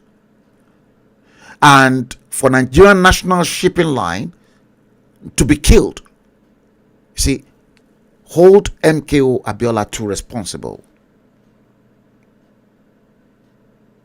You heard Nigerian National Shipping Line. Abiola was one of those people that killed the Nigerian National Shipping Line. So NIMASA is the Nigerian Maritime Administration and Safety Agency. Now, it is a government quango. So United Kingdom investigators busted that latest corruption scandal. And that's in the wake of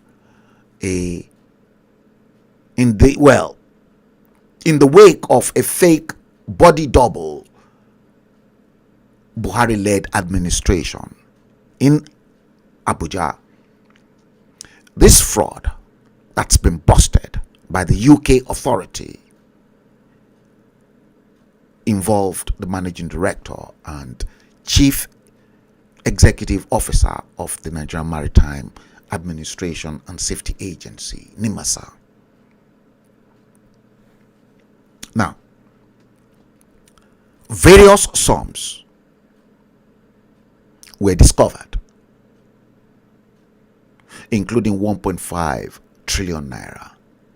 And like I said, another $9 million, $312 traced to his personal account. Okay, now, shockingly, the Fidelity Bank account with 1,505,890,000, no, 1,505,890,450,000 had Hamza Ibrahim Jamo with a bank verification number, BVN. I'm not making this up because I'm coming with facts. Hamza Ibrahim Jamo, don't forget, he's the managing director, CEO of NIMASA. So, those two funds, the 1 trillion naira and the dollar, had his name with a bank verification number, BVN, of 221 518 37650 and a mobile phone number 080 345 17410.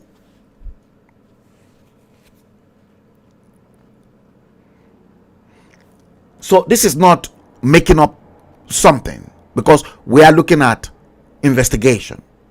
So the BVN number revealed a different identity.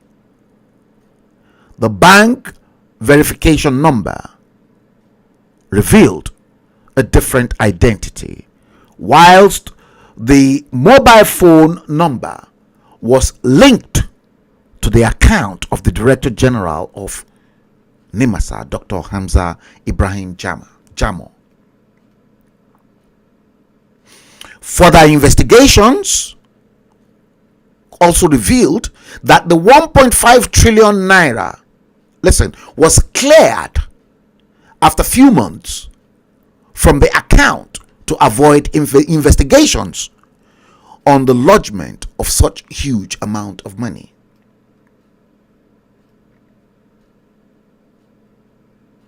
Most baffling was that the CBN, the Central Bank of Nigeria, equally was involved in the fraud, because the CBN transferred millions of dollars into the personal account. Did you hear this? Into the personal account of Bashir Yusuf Jamo.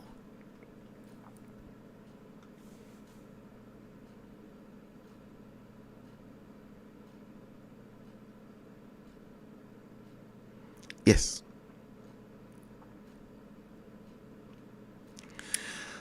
Oh, yes.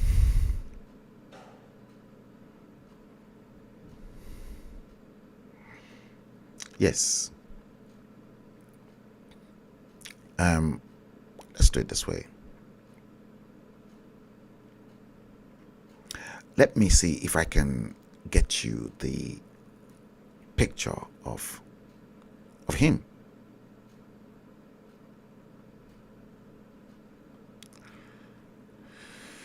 Yes, let's see. I'm coming. The system temporarily is on freeze. Yes, it's on freeze, and this is what I'm going to do. Okay. Fit to screen. Yes, fit to screen. Now let me bring you his picture. I have his picture somewhere. Yes, that is the man. That's the man. Bashir Yusuf Jamo, Director General, CEO of NIMASA. The man who is behind the fraud. That's the man in front of your screen.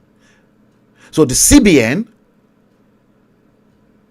were equally involved in the fraud. So if the Central Bank of Nigeria can be involved in such a high-profile fraud, now tell me, how do you want the Western world to begin to have confidence in your banking system when your central bank is even involved in fraud?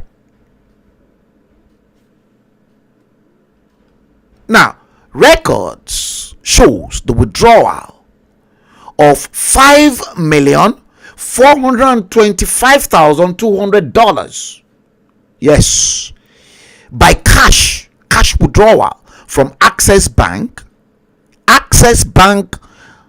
Burma Road, Apapa, Lagos, Nigeria.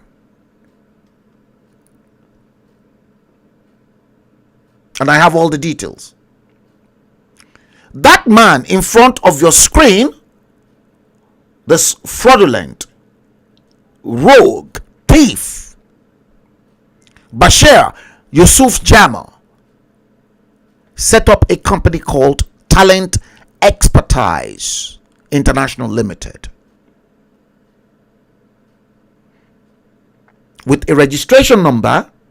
I've got the registration number for you: 148-8830.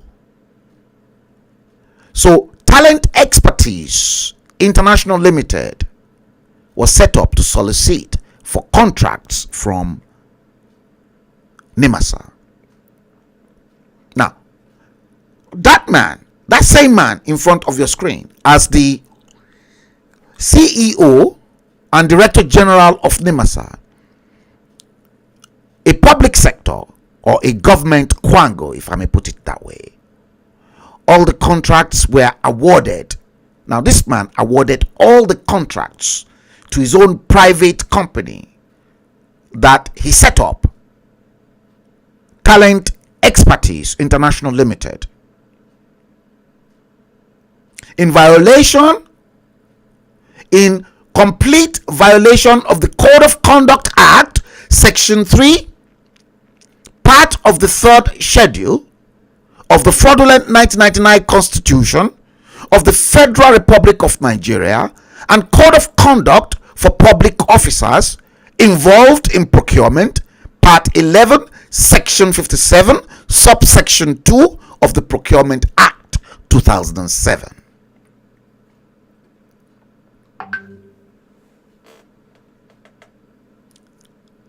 That man, Bashir Yusuf Jamal, the latest rogue,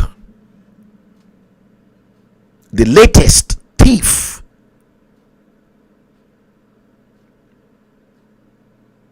in Location 9. Now, according to investigation, Bixby Oil Limited, Bixby, Bixby Oil Limited, also paid money into his account.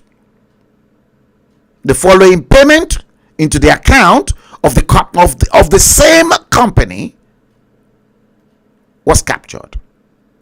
That is Talent Expertise International Limited. Now, bank, Guarantee Trust Bank PLC, account number 0423084514. Account name, Talent Expertise International Limited. Customer address, that is the address of Talent Expertise International Limited, 6 Eket Close, Area 8, Gariki, Federal Capital Territory, Abuja.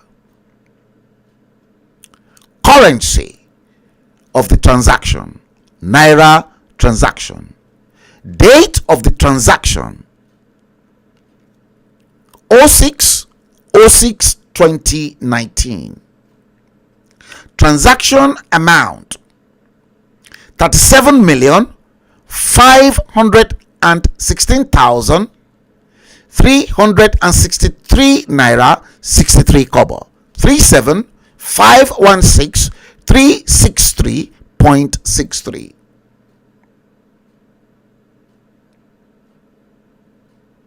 Transaction description, credit / inflow. That is, it is credit, and that was the money that came into the account. Now, the second transaction, Access Bank PLC, account number 814478. Okay, that's account number. That's another account. Currency: United States dollars transaction. Date: 20/02/2019.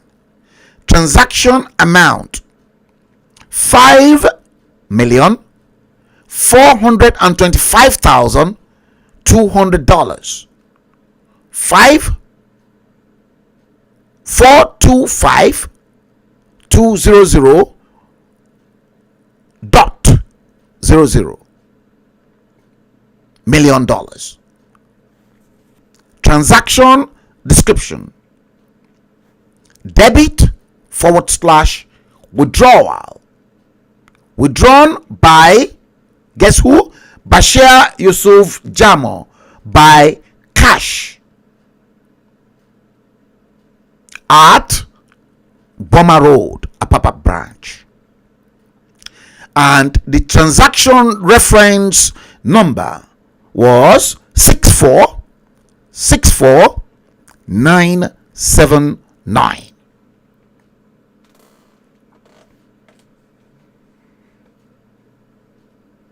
Maybe they will be too scared. Maybe Abuja will be too scared to come challenge the quality of the information from this end of the dispatch box, because the UK authority are involved in the investigation. Now, the question I'm going to ask, for those that continue to blame the British government for the wars currently happening in Nigeria, was it the British government that is encouraging a moron like Bashir Yusuf Jamo to loot Nigeria's resources, and your other hopeless, ridiculous vagabonds who maroon themselves as your leaders and your politicians? That's why I said, stop blaming the British. Stop blaming the white man. The white man is not your problem. You, the black race, are the root cause of your own problem. Imagine what almost $6 million will do. That's been stolen by just one person. That's not all. Plus 1.5 trillion naira. Beg your pardon. The white man is not your problem. The British are not your problem.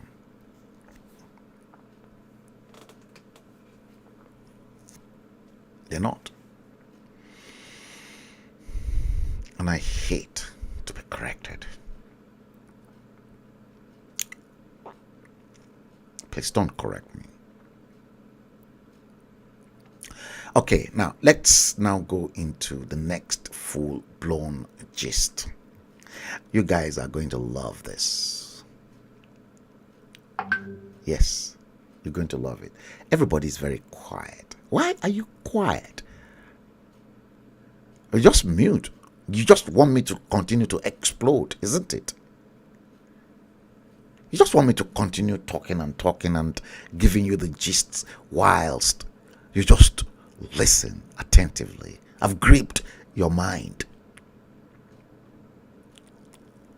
That's typical of me. Crazy, man. Crazy. Very crazy, man. And that's why I continue to question that cow nation called Nigeria. I continue to question all these grotesque aspirants. I was the very first person to give a description of these people as grotesque, and others picked it up. People always wait for me to come up with crazy ideology and description and channels everybody. They just take it. Yes, I use their materials as well for educational and critic purpose. See, 1960 to date, 62 years after independence, your grotesque aspirants,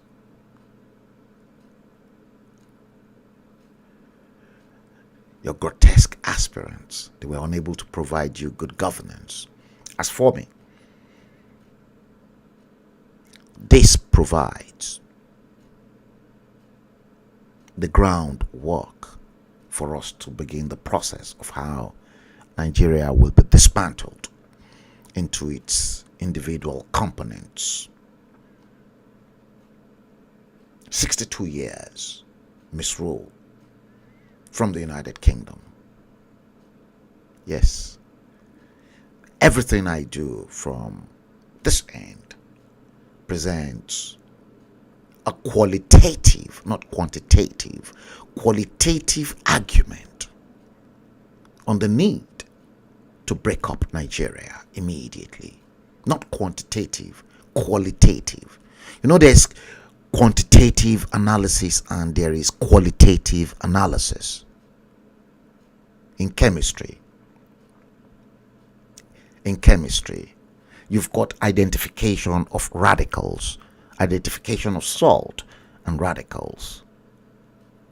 And qualitative analysis is when you have to deal with volumetric analysis, titration, and chemicals.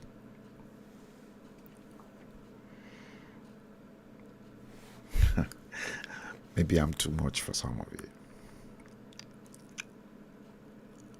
Yes. See, that's why you see, I see this.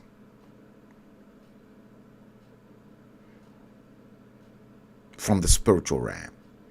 And behind you can see that was the sea of blood that I saw since 2011.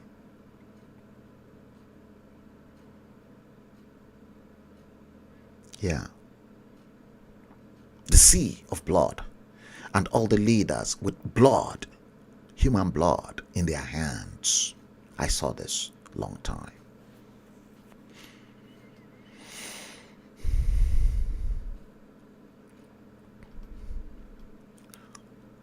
Yeah.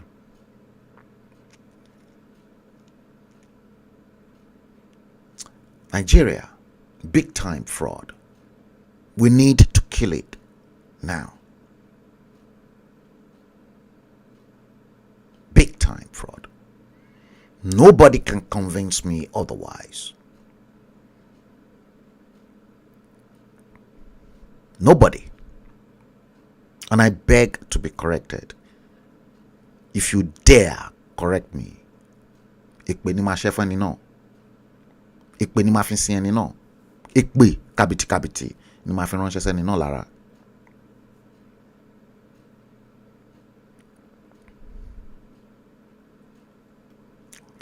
You heard.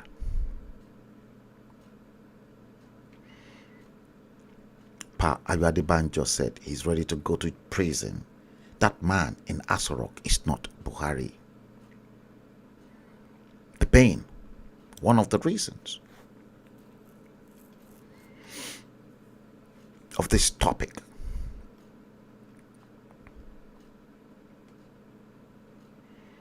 Remember, I came with this and I compared a few other people with the same age bracket with Buhari, and look at IBB. He's got the money as well to look a bit younger, and even he's got that money. He's loaded. 80. The difference is 1 year between IBB and Buhari, and look at the Buhari they presented you after illness with the X red cross. That mba. That one no be Muhammadu Buhari.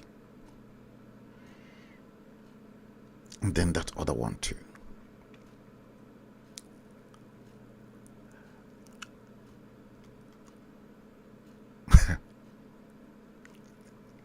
Abi, you want to talk about this one too?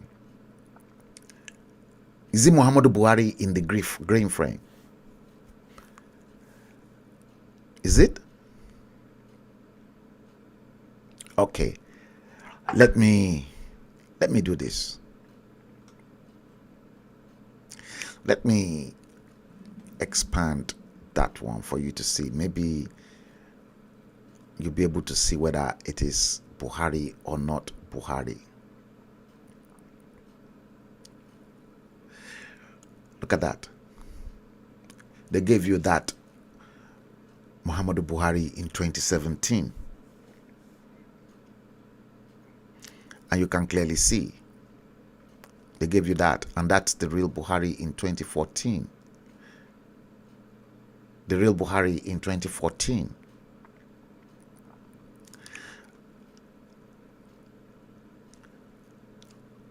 And this Buhari in 2019.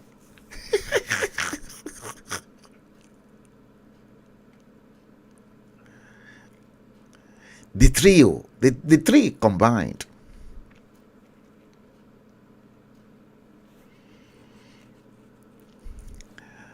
The three combined.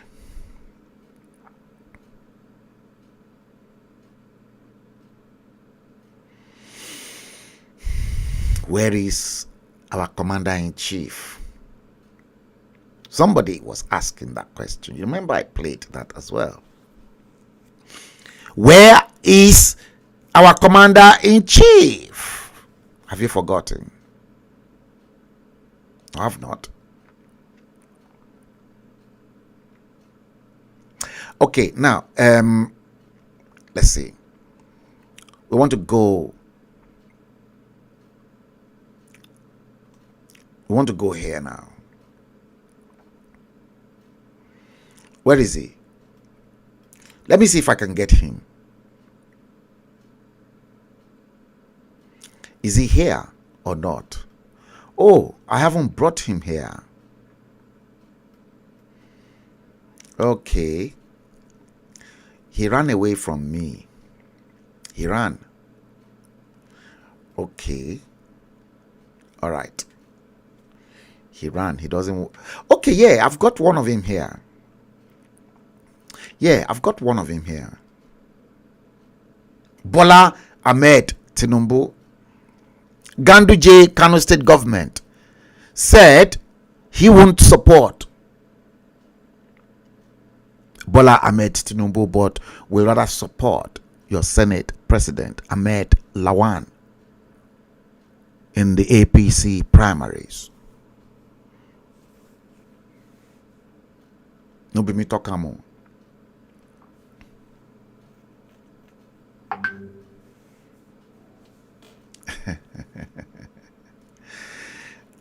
Yes, I've provoked a few number of you guys. Okay. Ganduje said, you see, the North said they will support anybody that the North failed, and not any Southerner. So why are Southerners not even thinking? Before we go into this next one, okay, before we go into this next one, let me see if I can quickly bring in and play you this video from the local hub in the studio. Let me see if the studio will allow me to do that. This is what I want to play for you. I want you to please listen to this man called Pastor Tunde Bakare on Bola Ahmed Tinubu. Yes. Listen to him. Look, I'm telling you the truth. Accept your humble pie, eat it. When you were sleeping, Ashbola Bala Tinubu was one day. He secured Lagos, secured Ogun, secured Oyo, secured Osun, secured Ekiti, secured Ondo, secured Edo. And you say it's nobody or there. You hear that? You think it never that much to now say come and take. No. He's not a fool. Jeffrey is not an idiot. Stop all this nonsense about ancestry. You will kill your heroes. And those who can deliver you, you will put them aside and nothing will happen. All these Shakabala leaders, they don't have machine, all they have is Shakabala. You know what Shakabala is? They know. Hear him. He that has ears to hear, let him hear. I'm not afraid of anybody. Oh, you beg console, and stop plotting, scheming against someone. He had his past, you have yours. Even Pope has a past. Don't let me expose your men of God. He's referring to Pastor Adeboye. Look at what I have my past too. And you do too.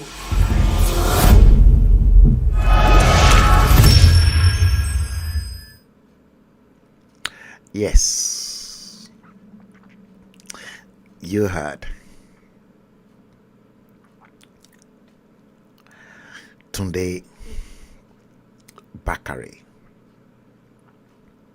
Now, this next full-blown serious gist came from FFK Femi Fani Kayode, and FFK wrote, "Who is squeezing Tunde Bakare's balls?" That is, tani ẹni tó ń fún horopon Tunde Bakare. Tani èèyàn náà tó ń fún horopon Tunde Bakare. Who? Who is squeezing Tunde Bakare's balls? Why? Why? Because that clip you just watched on the 28th day of October 2019, Tunde Bakare said in that clip that you've just watched the following.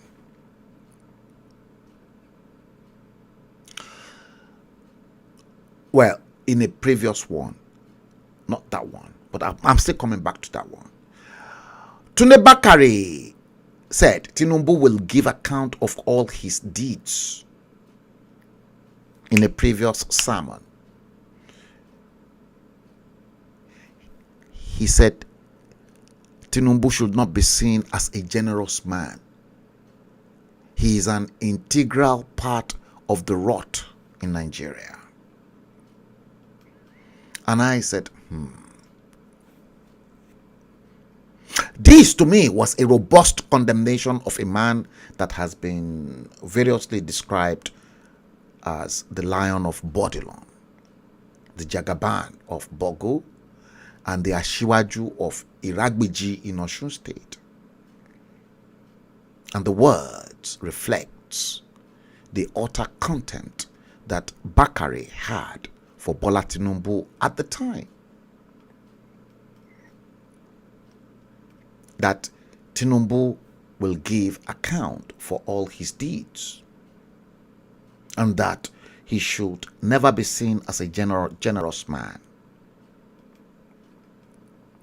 But curiously, 1 year and 2 months later, on the 28th of September, 20 December 2020, exactly a year and 2 months later, this same Tunde Bakare changed the music and then said exactly what you've just watched in that clip. He said, quote, "People should see Tinubu as a Yoruba hero. He shouldn't be vilified." Let's play that again. Watch it once again. Look, I'm telling you the truth.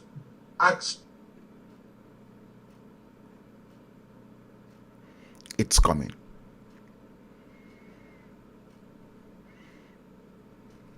Yeah, it should come. Let me do it this way. Accept your humble pie, eat it. When you were sleeping, as Bola Tinubu was walking there at night, is okay. He was walking day and night, secured Lagos, secure Ogun, secured Oyo, secured Osun, secured Ekiti, secured Ondo. Okay, now, okay, let's leave it and let's carry on. Secured Lagos, secured Ondo, secure Osun. Okay.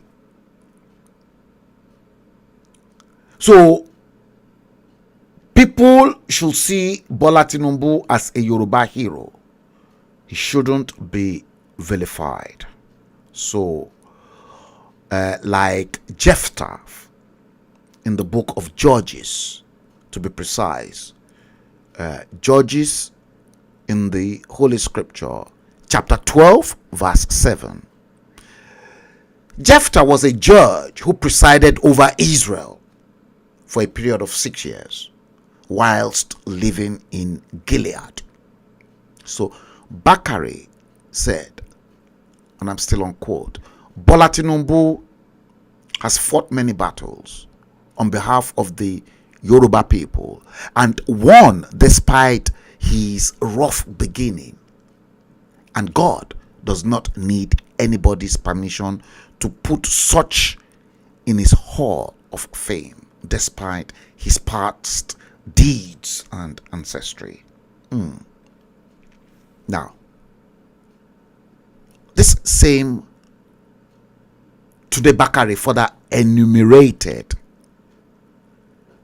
despite Bola Tinubu's growing up challenges, the dents and the detours of his life, he then compared Bola Tinubu like biblical Jephthah, who delivered Lagos State, as you've seen in that clip, and nearly all the southwest states from the onslaught of the PDP from 1999 to 2007, unquote.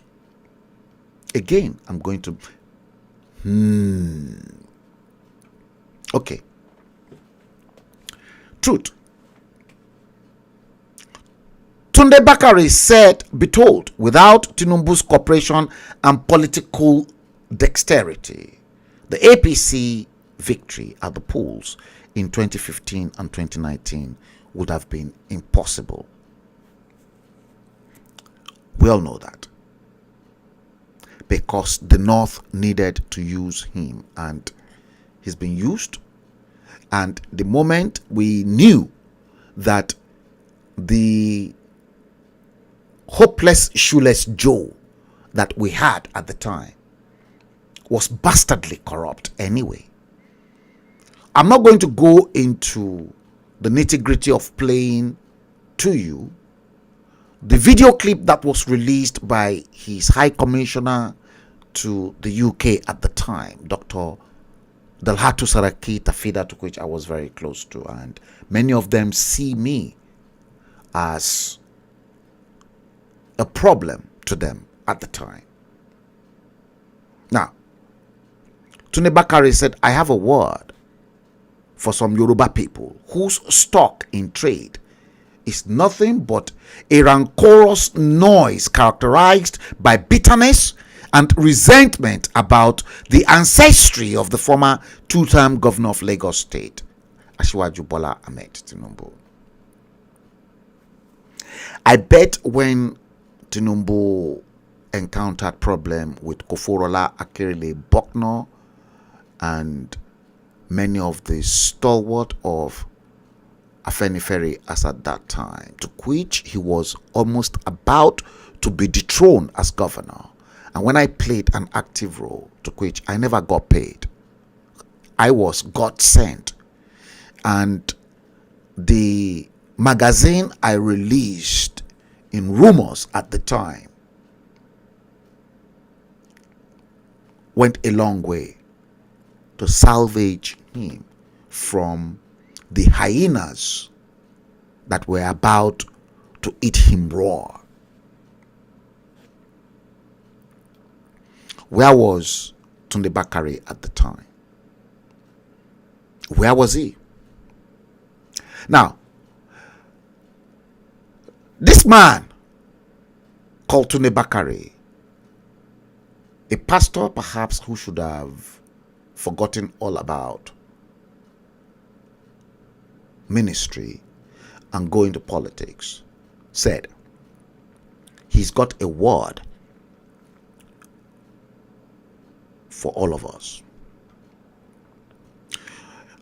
He made it known that many of us are envious of Tinubu and those who desire to take his power slot should stop their useless talk about him and busy themselves with what can add value to society. And to this I said, oh really? Tunde Bakare. But FFK then said that, quote, I listened to Bakare's words spoken from the sanctity of his pulpit 3 times, and FFK said he was astounded. He went on and then said, I asked myself what could have possibly made Tunde Bakare flip in such an unceremonious, undignified, and inglorious manner with a question mark.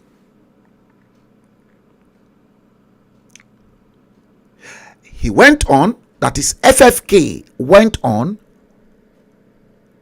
and then said, I regarded Tunde Bakare, his newfound and newly cultivated groveling and sycophantic assertions about Tinubu has been not only self-serving, arrogant, pitiful, and showing an attitude of patronizing superiority, but also, to borrow Phil Smart's words, in quote, a celebration of criminality and a desecration of the pulpit, unquote. Did you hear that? FFK borrowed Phil Smart's words. Everything coming out of the pulpit from Tunde Bakare is a celebration of criminal activities and a desecration of the word of God. So he then asked himself over and over again whether Tunde Bakare was the same man saying one thing at the end of 2019 and then saying the opposite at the end of 2020? Question mark.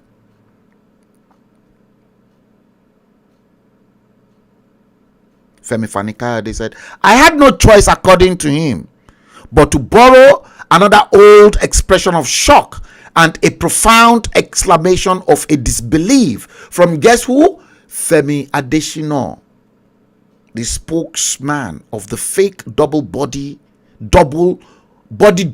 silicon latex Buhari, who first used it in one of his most brilliant essays about 15 years ago. You know, they were not in power then. And FFK shouted, jumping, Jehoshaphat.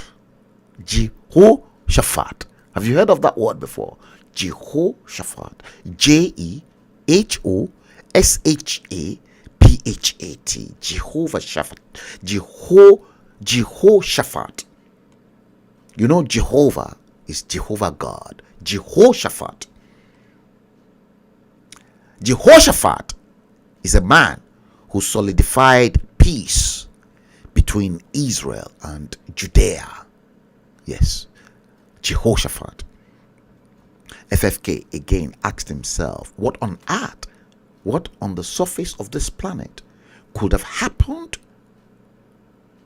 to an old friend, a brother, and someone who, in his view, is undoubtedly one of the most revered clerics of our time. No, I'm not too sure about that, FFK. If you're referring to Tunde Bakare, I've always been skeptical of him. Maybe FFK does not know the fracas and the fracas between Tunde Bakare and Pastor Adeboye. Maybe FFK knew, and he was just being diplomatic, that Tunde Bakare stabbed Pastor Adeboye in the back, and that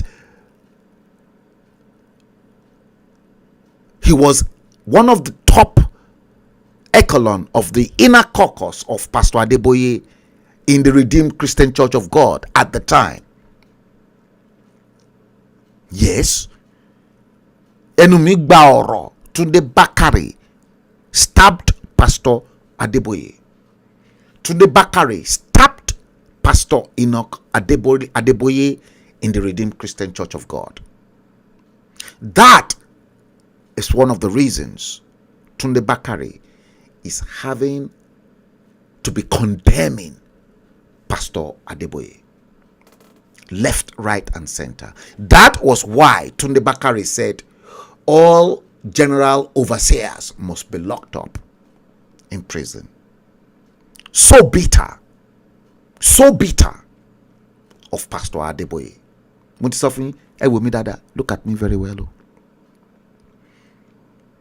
Look at me very well.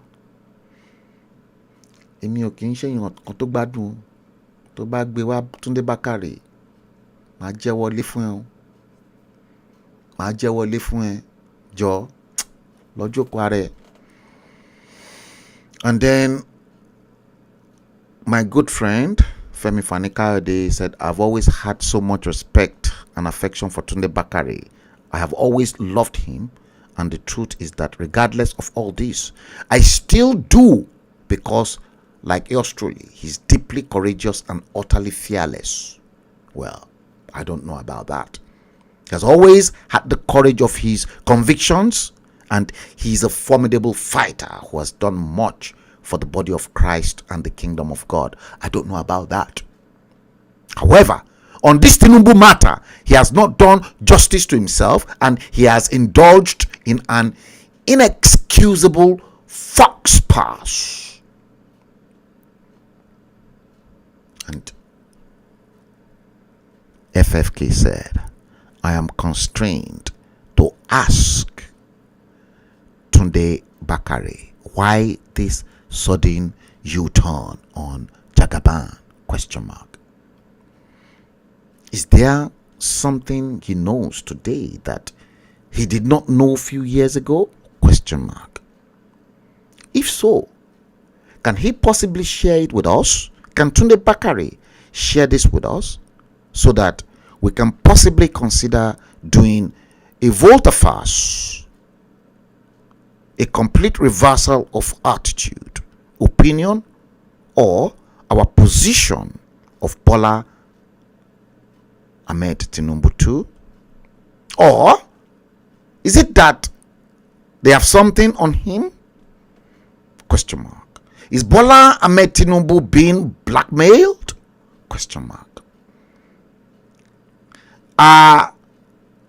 His balls, that is Tunde Bakare's balls, Horokbo, being squeezed by a hidden agenda? Question mark. Why has Tunde Bakare suddenly lost what the late comrade Yinka Odumaki of Afenifere often describes as testicular fortitude? Question mark. Is Bola Tinubu's chain being pulled by someone? Question mark. Do they have something on him? Question mark. Is there a deep, dark secret somewhere that we know nothing about, and that they are dangling over his head like the sword of Damocles? Question mark. Could this vote-of-us have been motivated by the fact that an unsavory event which allegedly took place in 1990 in the life of Pastor Tunde Bakare was about to be exposed by the Tinubu camp? Question mark. FFK said, quote, "I am not making any allegations here. I am only asking a question," unquote. Again, could it have been anything to do with an allegedly ugly situation with a bank whose ownership recently changed hands? Question mark. Once again, let me be clear. FFK said, "I have not made any allegations here, but I am simply asking whether this is true or false." Whatever the case may be, let me say this. Bola Tinubu may be loved and adored in the APC, but he's no Jephthah. To compare Bola Ahmed Tinubu with biblical Jephthah in the book of Judges by Tunde Bakare is not only deeply insulting to the memory of one of the greatest, most revered, most courageous, and most noble Old Testament figures in the Holy Bible, but it also smacks the use of deception, recklessness, and opportunism.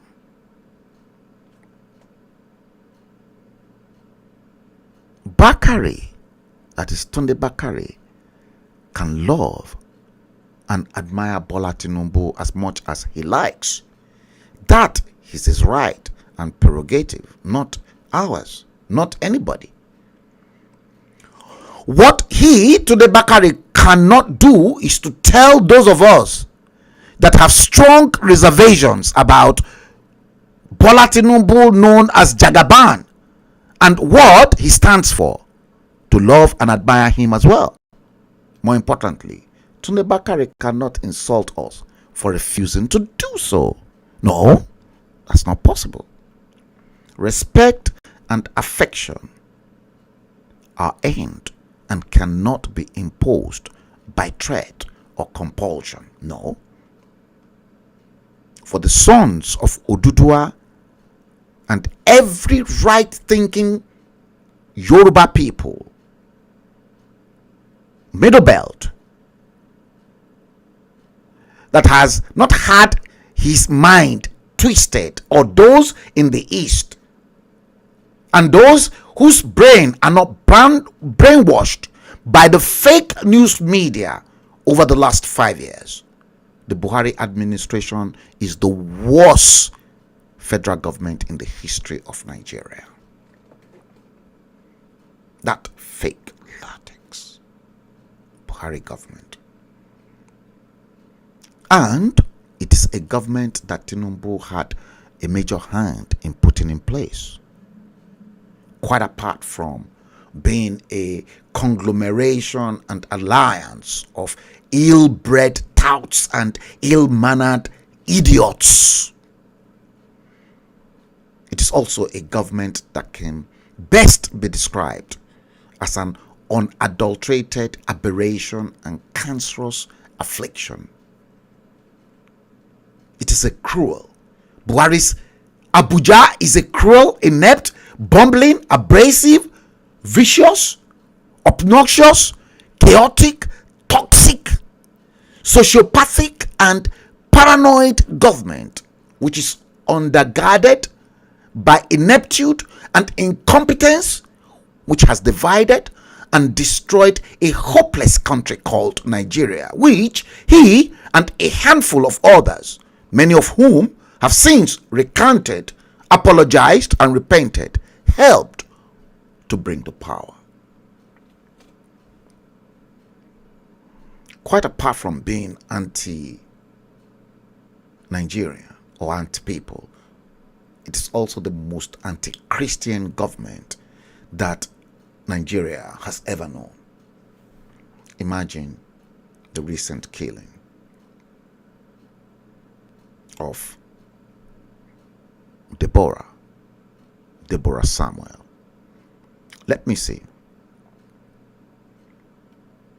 if I've got this particular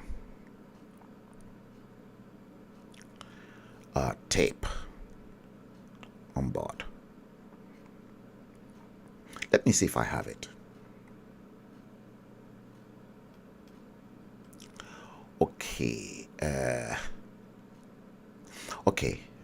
Let me go into here. I have to play this before because it is extremely important. MP4 export. Let me see.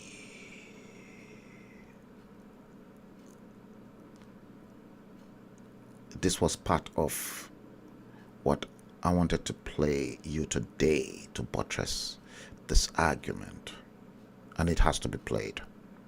It must be played. I forgot bringing it in the first time I was loading many of the materials for today.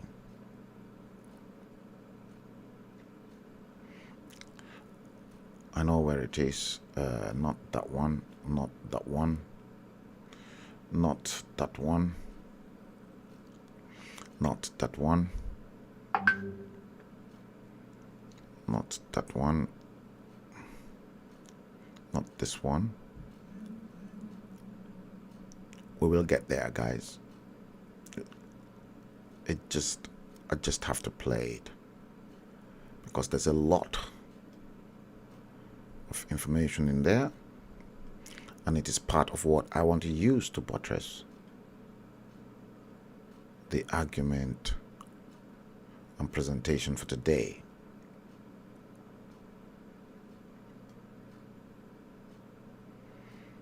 No, not that one. Yes, this is it. Okay. Like I said,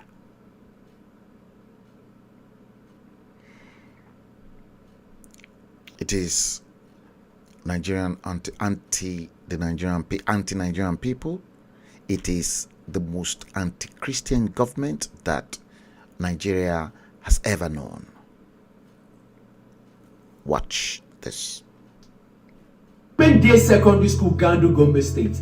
A school teacher was killed by her own student on Wednesday, which happens to be March 21st in 2007. She was accused of blasphemy like Deborah. She was flogged, stoned, and her body was set on fire by her own student. And up till now, nobody has been punished for her murder. Her husband Michael later in an interview was to reveal that their 10-month-old baby would have been killed also, but for the kind act of a Samaritan that smuggled him away while disguising in Yoruba. The house where the baby was kept was already surrounded by the mob that killed his mother, who thought he did not also deserve to live. A 24-year-old graduate of education from the University of Calabar, Grace, was also killed in Borno State for wearing khaki trousers. She was from wearing khaki NYSC. 1 year compulsory NYSC in July 2009. Official. By August 4, 2009, she was dead. Akilas took offense because she was wearing a khaki trouser, the official uniform of the youth service. There was a time in Zaria where youth were burning shops and tires, thinking someone tore the Quran. Meanwhile, it is just a Pakistan sport newspaper written in Arabic. You hear that? In 2016, a plastic seller, Mrs. Bridget, was beheaded by a mob in Kano State. She was also accused of blasphemy. Her husband reportedly witnessed the mobs sliding her throat. Unfortunately, in these cases, there are no record of anyone being punished for their actions. From all indications, the murderers of Deborah will escape justice. If you doubt, let us place a bet. Already, yes, 4 lawyers representing just 2 suspects in court. Just 2 suspects. If they ever get punished, they are likely to get life sentence. They've got lawyers ready to place a bet. The charges in court have shown us the likely outcome of this case. So why won't the killing continue? I remain Demi, the town crier with a mouth bell.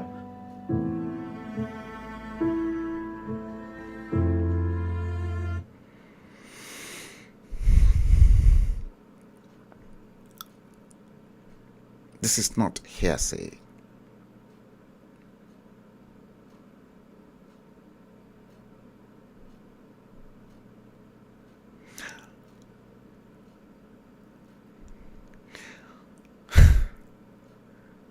The only Nigerian government I've seen that is anti-Nigerian and anti-Christian.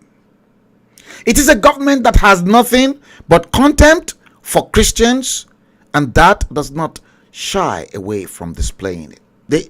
They're not shy away from displaying it. It is a government that has impoverished its people, terrorized them, humiliated them, tormented them, insulted them, and turned them into second-class citizens, groveling slaves, beggarly filled hands, and pitiful serfs. It is a government with a hideous and hateful ethnic and religious agenda which seeks to disempower, discredit, and destroy all but its own.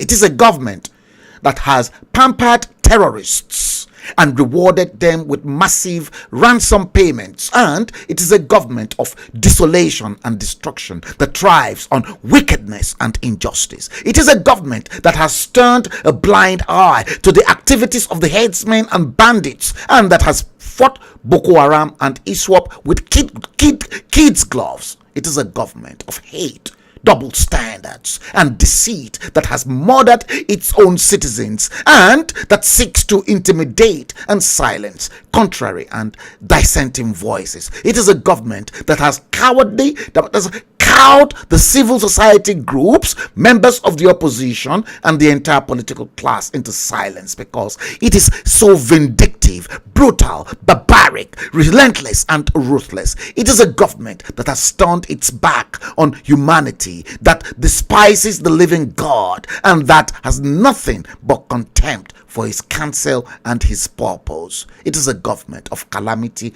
and sorrows that loves darkness and hates light. It is a government of hardship and oppression, and one that has ushered in more corruption.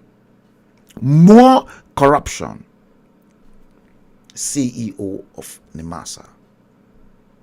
More corruption, more reception, more suffering, more injustice, more calamities, more plagues than all the previous governments in the entire history of Nigeria put together. It is a government that has done more damage, poured more venom, and unleashed more vitriol and scorn on the elders of the Southwest in Afenifere, the elders of the Southeast in Ohanese, the elders of the Middle Belt in the Middle Belt Forum. And you remember Dr. Obadiah, my Lafayette, was killed, and the elders of the South in Pandem than any other.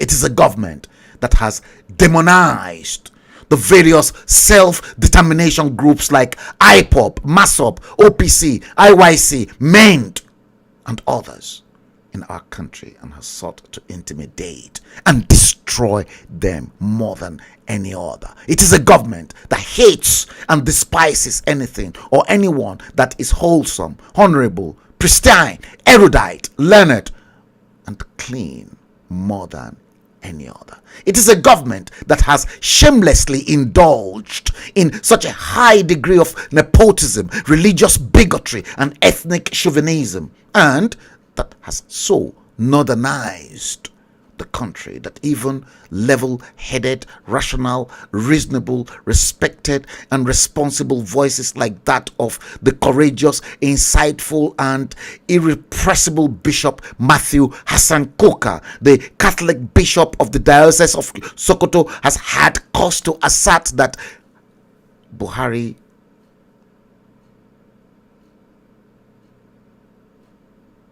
is a fake.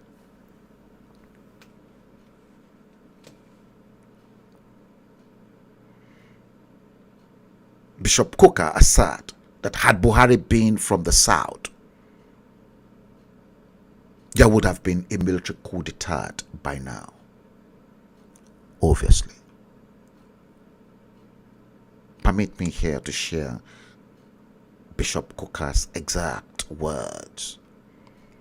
In a Christmas Day sermon titled "A Nation in Search of Vindication," Bishop Koka said, "Every honest Nigerian knows that there is no way any northern Muslim president could have done a fraction of what President Buhari has done by his nepotism and got away with it.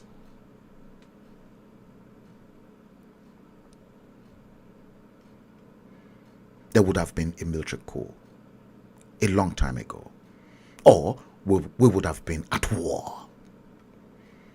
Fake, dodgy, latex in mask Buhari, run by shortman Kaduna devil Nasiru El Rufai, may have concluded that Christians will do nothing and will live with these actions. At the end of the day, Femi Adesina was right to call us whalers, wasn't he? On that sad situation in Nigeria, the United Nations has wailed. The Pope has wailed. Cardinals, archbishops, bishops, priests, pastors have all wailed. The King of Jordan, His Royal Majesty, King Abdullah II, equally wailed. Some emirs have wailed. Some politicians, responsible ones, they have wailed. The North that the president sought to privilege has been characterized by instability and strong emotions of pain and a valley of dry bones. Yes, the Northeast, the Northwest.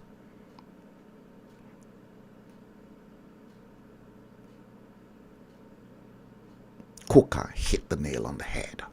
It is no wonder that the Southern Nigeria and Middle Belt Forum have risen up in their defense and publicly commended him for his insight and courage. Many of us with clean mind and clean spirit are also glad that the Catholic Church has backed Bishop Coker too.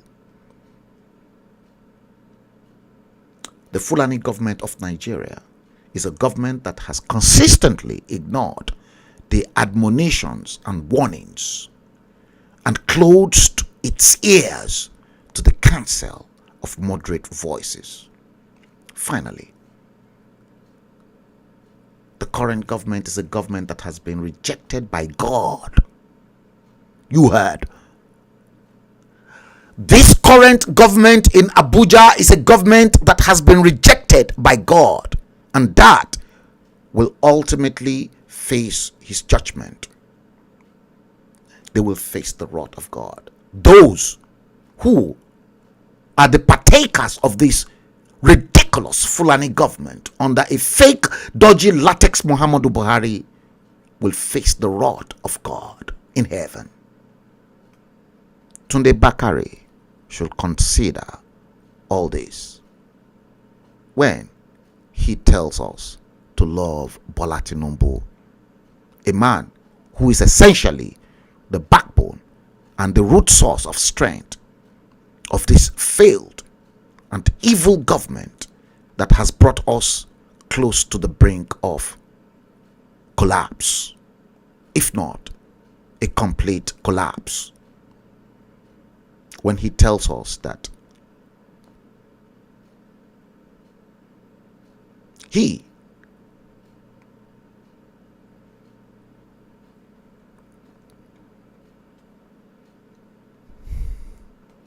let's go through. Let me see what's happening in the studio.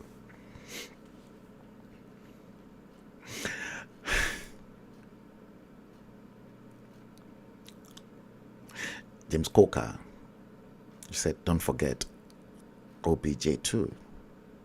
Yes.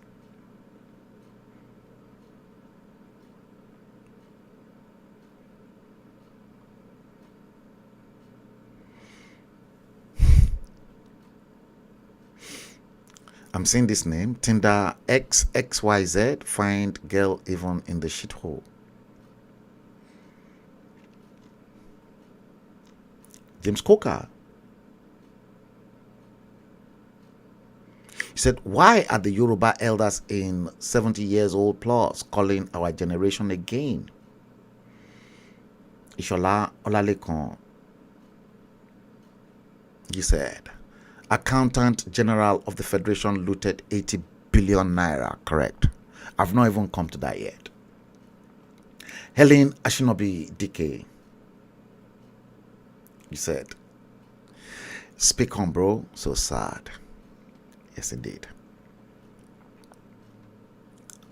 So when Tunde Bakare tells us that had it not been for Jagaban, Bola Tinubu, Buhari would not have come to power, Bakare is exposing all the reasons for and the source of our misery. Remember misery and pain, and he's demanding that we should love that source. What a ridiculous thing to do. He does not have the right or the mandate to tell us who to follow, and neither does he speak for anyone but himself. Yes, Tunde Bakare is only speaking for himself. Absolute nonsense. Tunde Bakare's authority begins and ends in his pulpit, in his church. Full stop. He can stand with Tinubu. He's free to do so and to praise him as much as he likes. But he would, well, do. Yeah, he can do that. Praise him. Do whatever you want to do. But please, Tunde Bakare, deceit from lecturing us and talking down to us, or to those of us that do not share Bola Ahmed Tinubu's views and ideology about him. Don't tell us. Keep it to yourself. Bola Tinubu, Jagaban may be your hero, Tunde Bakare, and your messiah, but he remains a culturally depraved, power-obsessed, morally bankrupt, reprobate, villain, and proverbial enemy of the Yoruba, and enemy within to millions of people. Quite apart from that, Tunde Bakare is also an intellectual Lilliputian. Yes. He's an intellectual Lilliputian, a spiritual vampire, and a political pimp who has been outplayed and outmaneuvered by the various forces that he has nurtured and served over the last 5 years. And the fiery and self-righteous sermons in the world cannot change Tunde Bakare. Permit me to end this contribution with the words of the late Yinka Odumakin, the former spokesman for Afenifere. After listening to Bakare's sermon on Tinubu, he wrote, "It is the very height of the abuse of the rostrum for a pastor to say to us, no matter how godforsaken the country has become, that if somebody is accused of being a thief, the rest of us should go and become thieves as well." That is some weird Sunday school of demonic dimension, bordering on arrogance and total disdain for your congregation, whom you no longer see as children of God, but political instruments that can be abused for any purpose and desire. I could not agree more with Yinka Odumakin.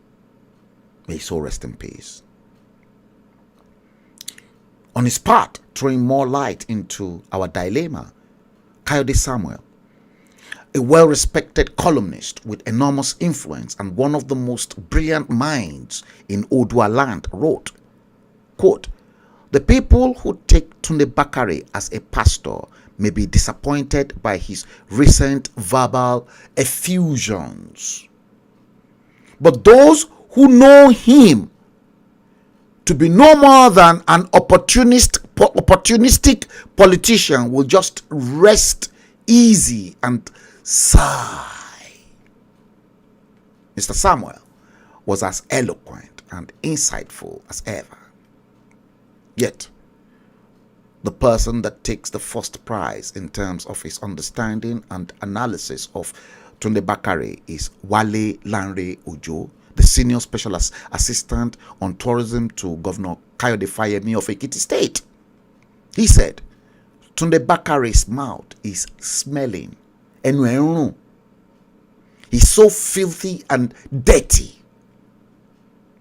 He said, I'm ashamed of that kind of fellow being a prophet of God. He's telling us that noble ancestry, decent livelihood, the honesty of purpose, good and refined education, integrity and hard work are not necessary ingredients for future reference. This Shakabula pastor, I love this. This Shakabula pastor is encouraging the young ones to loot, steal, engage in fraudulent acts, sell drugs, do passport racketeering in their youth, as this will not count against them in the future. Rubbish from the pulpit, from hell. Shame on you, Tunde Bakare. We need say no more.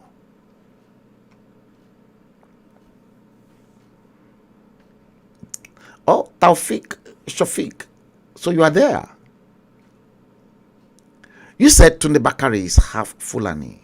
He's politician like Adeboye. Adeboye is not a politician, but no. Tunde Bakare is even worse than Pastor Adeboye. Pastor Adeboye perhaps may have lost focus. Pastor Adeboye, without any shadow of doubt, is a good man of God. He probably deviated from certain things, but guys, I've been streaming 3 hours 25 minutes 25 seconds exactly. Episode 176 of the Bleeding Edge is exactly what we have just treated. I thank God I've managed to finish the entire stream in one go. In the next stream, we're going to treat episode 177. Don't forget, each and every day, each and every hour, each and every minute, each and every seconds, there's a lot more going on in Location 9. Guys, let's bring the stream to an end. It's been a wonderful time for me to have you on the stream today. Yes, it's been very gruesome, very tough. James Coker, you said, let me post your comment. You said, we need our traditionalist old days need to come back. Then you can't steal yams and Ogun Shango will strike. Yes, because if they use our traditional gods, yes, they won't try it. Now, earlier on today, I showed you this. Let me show you the picture.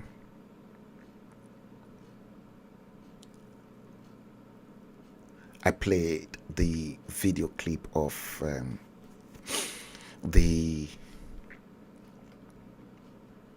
this from my original place. This is from my household. Yes, Olomofe Ajilijaekun. Yes, Akwaja. Yes, the festival was this Saturday gone. Yes, Akure was under lockdown, and this is rooted to my history. I'm very proud of it, and I'm showing you. Yes, I've played a video clip of the ceremony earlier on. I don't intend to play that, but we have all got this spiritualism in us. You see, I won't be looking at this or have this behind me and then treat you badly. You treat me badly, I will strike. Like I said to people, I don't believe in Jesus' law. I believe in Moses' law. You cannot expect to slap me, and you cannot slap me in one face and expect me to turn the other face to you. No. You slap me, God help me. You see the sword in his hand. I will first put down that sword. I will hook it to the ground. I'll first use my mouth. And if that mouth then fail to do as I wish, then that's when I'll pull out that sword and then chop off your head. This is not a threat, but a spiritual battle. That's exactly what I do to people. Wallahi. I'm not going to come for you physically. It's a spiritual battle. That's exactly what you're saying. I'm not hiding from anyone. I don't look. If I want to pray for someone, I will pray. If I want to curse, I will curse. Forget about Oyinbo lifestyle. The person that worshipped Oshun Oshogbo was a white woman who died. Aduni Orisha. The white people even cherished your Orisha than you. That's one thing you don't know. Let's bring episode 176 of The Bleeding Edge to an end. And we're going to treat episode 177 on the next issue.